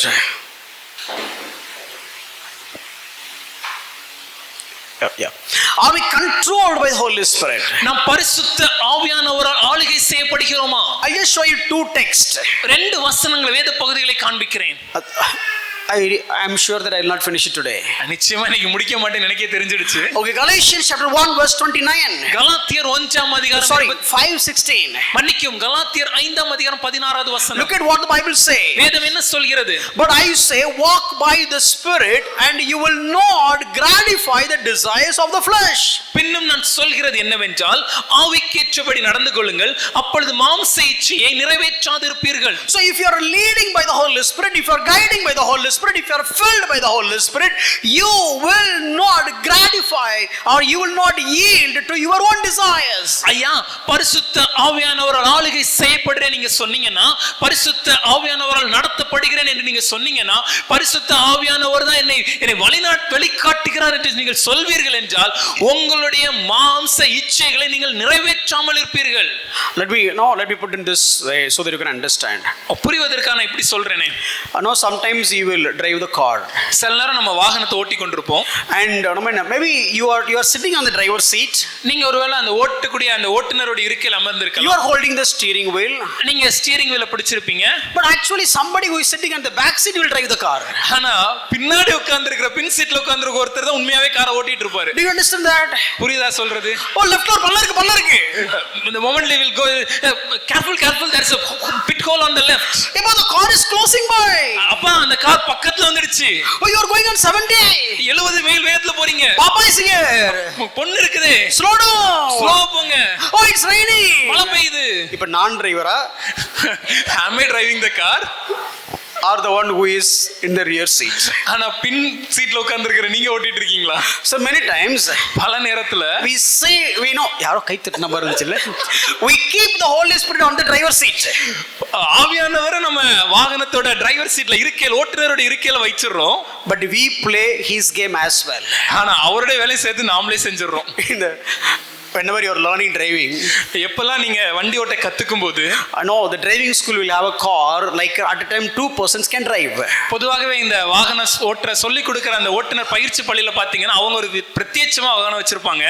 அங்க ஓட்டுநர்கிட்டயும் கண்ட்ரோல் இருக்கும், பக்கத்துல இருக்கிறவரையும் காரோட வேகத்தை கண்ட்ரோல் பண்ண முடியும். He'll be sitting next to you. அவர் உங்க பக்கத்துல உட்கார்ந்து இருப்பாரு. You will turn this way. நாம அப்படியே இந்த பக்கம் திருப்புவோம். அவர் டக்குனு கை அந்த பக்கம் turn will this way. And he'll put his hand and he'll turn on the opposite side. He'll think, why am I here? நீங்க நினைப்பீங்க, ஐயா அதுக்கு நான் எதுக்கு இங்க இருக்கிறேன்? Basically you need to get the license, that's it. பொதுவா நமக்கு வேணும் லைசென்ஸ் வேணும், அதுக்கு தான். We are also using the Holy Spirit in that way.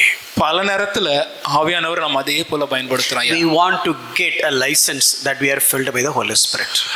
ஒரு உரிமம் பெறுவது போல, லைசென்ஸ் இருக்கிறது போல, நான் பரிசுத்தால் நிரப்பப்பட்டவன் சொல்லணும், அதுக்கு நான் அவரை பயன்படுத்திக்கிறோம். But you are driving your own car. ஆனா நம்ம காரை நாமளே ஓட்ட ஆரம்பிச்சிடுறோம். Spirit of God is sitting idle. பரிசுத்த ஆவியானவரை அமைதியாகவே உட்கார வச்சிடுறோம். But how do you show that I am filled by the Spirit of God? ஆனா பரிசுத்த ஆவியானவரால் நான் நடத்தப்படுகிறேன், நிரப்பப்பட்டவன் எப்படி காண்பிக்கிறேன்? You know this guy when he came out, this driver and the trainee, ஆனா அந்த ஓட்டுநர் பயிற்சி பெற அந்த மாணவன் வெளியே வரும்போது எப்படி இருப்பான் தெரியுமா? and when the officer is about to give the license, அந்த ஆபீசர் அந்த லைசென்ஸை கொடுக்கக்கூடிய நேரம் வரும்போது, and this guy will come and speak a lot of good things about this person. அந்த ஓட்டுநருக்கு பயிற்சி கொடுத்த அந்த ஆசிரியர் வந்து அந்த மாணவனை குறித்து அவர் நல்லா ஓட்டுவார் சொல்லி நல்லா பாராட்டு விதமா பேசுவார். சார் டிராபிக்ல என்னமோ ஓட்றான் sir. Sir you know how wonderful he drives in traffic. அவன் யாரு? நான் எங்கடா ஓட்ட விட்ட? And maybe he'll be wondering, me? When did you allow me to drive? To get the license. ஓட்டுநர் உரிமம் பெறுவதற்காக. Don't take me wrong. தப்பா எடுத்துக்காதீங்க. All Christians are doing the same thing in the church. இன்னைக்கு இதே போலதான் எல்லா கிறிஸ்தவர்களும் சபைக்குள்ள நாம் காணப்படுகிறோம். Our life is not governing by, leading by, influencing by, driving by the Holy Spirit. நம்முடைய வாழ்க்கையானது பரிசுத்த ஆவியானவரால் நிரப்பப்பட்டதாக, பரிசுத்த ஆளுநரால் ஆளுகை செய்யப்பட்டதாக, பரிசுத்த ஆளுநரால் தாக்கம் நிறைந்ததாக, பரிசுத்த ஆவியானவரால் வழிநடத்தப்பட்டதாக காணப்படவில்லை. But we want to show that we are filled by the Holy Spirit. ஆனா நம்ம பரிசுத்த ஆவியானவரால் நிரம்பினவங்கன்னு காண்பிக்க ஆசைப்படுறோம். So we are just looking at other people. ஆகவே மற்ற ஜனங்களை பார்க்கிறோம். Oh, how do I show that? எப்படி நான் காண்பிப்பது? And let's just being influenced by other people rather than influenced by God. தேவனால் தாக்கம் நிறைந்த ஒரு வாழ்க்கையை வாழ்வதற்கு. Let me show you. Check. Let me show you one more verse. இன்னொரு வேத பகுதியை காண்பிக்கிறேன். Ephesians chapter 5:18. எபேசியர் 5ஆம் அதிகாரம் 18வது வசனம். See, all these things, the scripture that I am showing, it is all related to the Holy Spirit. நான் காண்பிக்கிற இந்த எல்லா வேத வசனங்களும் பரிசுத்த ஆவியானவரை குறித்து விளக்குகிறது. Do not get drunk with wine, for that it is debauchery, but be filled with the Spirit. துன்மார்க்கத்திற்கு ஏதுவான மதுபான வெறி கொள்ளாமல் ஆவியினால் நிறைந்து. Compare these two. இந்த ரெண்டையும் கொஞ்சம் ஒப்பிட்டு பாருங்க. When Paul is talking about filled by the Holy Spirit, he was talking about the drunken man.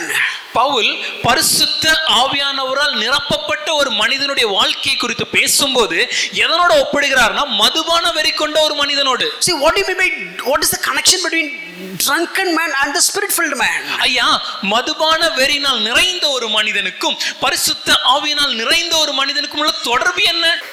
How much you yield, that much it will influence. எந்த அளவிற்கு நீங்கள் உங்களை ஒப்படைக்கிறீர்களோ அந்த அளவிற்கு உங்கள் மேல ஆளுகையும் தாக்கமும் காணப்படும். This guy is so afraid to speak in English. ஆங்கிலத்துல பேசுவதற்கே பயந்திருக்கிற ஒரு மனிதன், so hesitant and feeling inferior to communicate in English. ஆங்கிலத்துல பேசுவதற்கே தயங்கி ஒரு தாழ்வு மனப்பான்மையுடைய ஒரு மனிதன், when we had that drink, அந்த மதுபானத்தை உட்கொண்ட உடனே it is doing something inside the person. அந்த மனிதருக்குள்ளாக ஏதோ ஒன்று செய்வதினாலே, I am wondering, this goes inside the body but it is doing something in that personhood. ஐயா, நான் ஆச்சரியப்படுறேன். இந்த மதுபான ஒரு மனுஷனுக்குள்ள போச்சு, ஆனா அந்த மனுஷனே இப்ப அது மாத்த ஆரம்பிக்குது. அதாவது அவன் சரீரத்துக்குள்ள தான் போச்சு, ஆனா ஆளைய மாத்துது. It goes into his physical body but its entire manhood is getting changed. That is the meaning of influence. அதுதான் தாக்கம். Influence, தாக்கம். you know, he would have got a bucket amount of biryani. ஒரு bucket நிறைய ஒரு பிரியாணி இருக்கலாம், that will not make him to speak in English.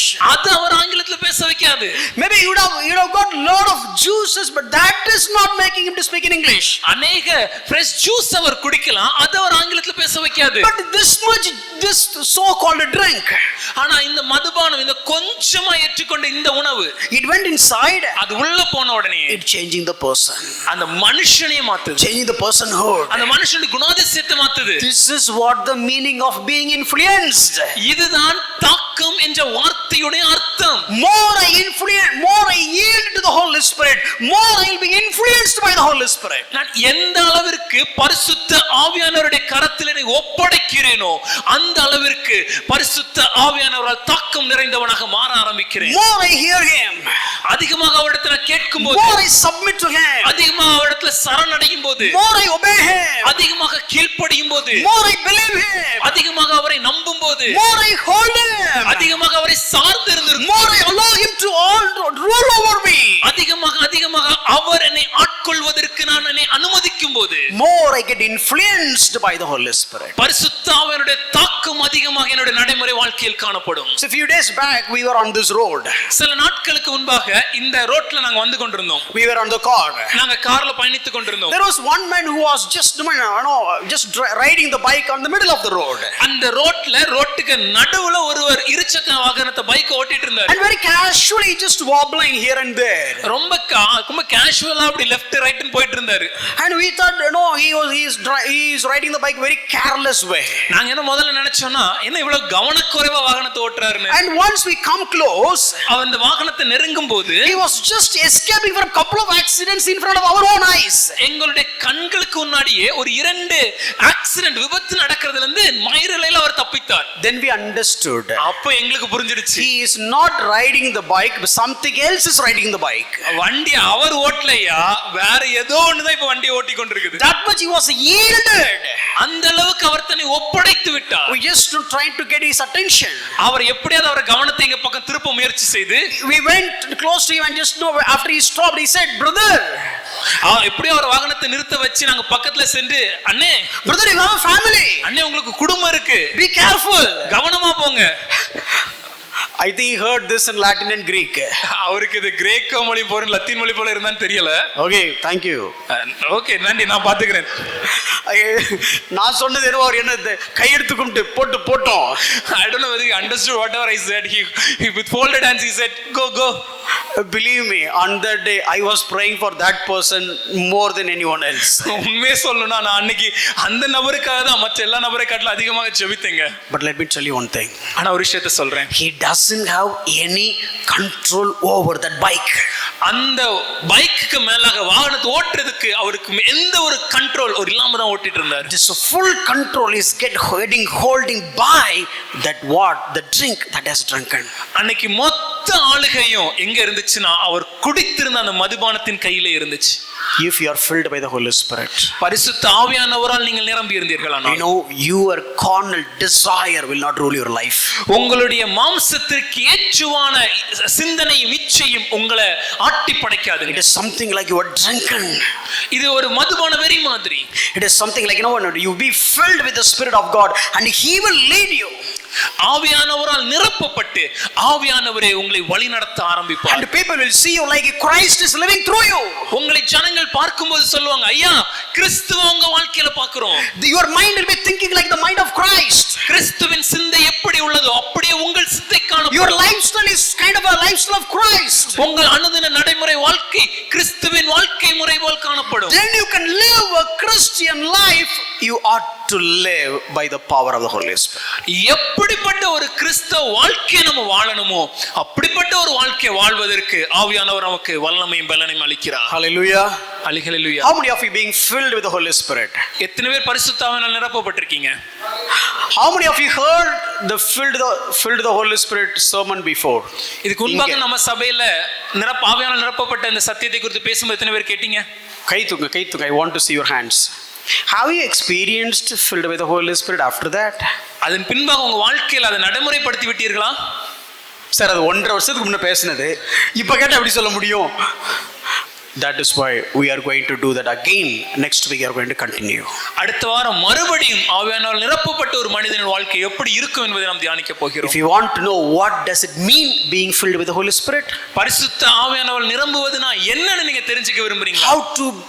what I should do to get filled with the Holy Spirit? இல்ல பரிசுத்த ஆவியானவரால் நிரப்பப்பட நான் என்ன செய்ய வேண்டும் என்று நீங்க தெரிஞ்சுக்க விரும்புறீங்களா? What I will do being filled with the Holy Spirit? இல்ல பரிசுத்த ஆவியானவரால் நிரப்பும்போது நான் எப்படி வாழ்வேன் என்று நீங்கள் தெரிய விரும்புகிறீர்களா?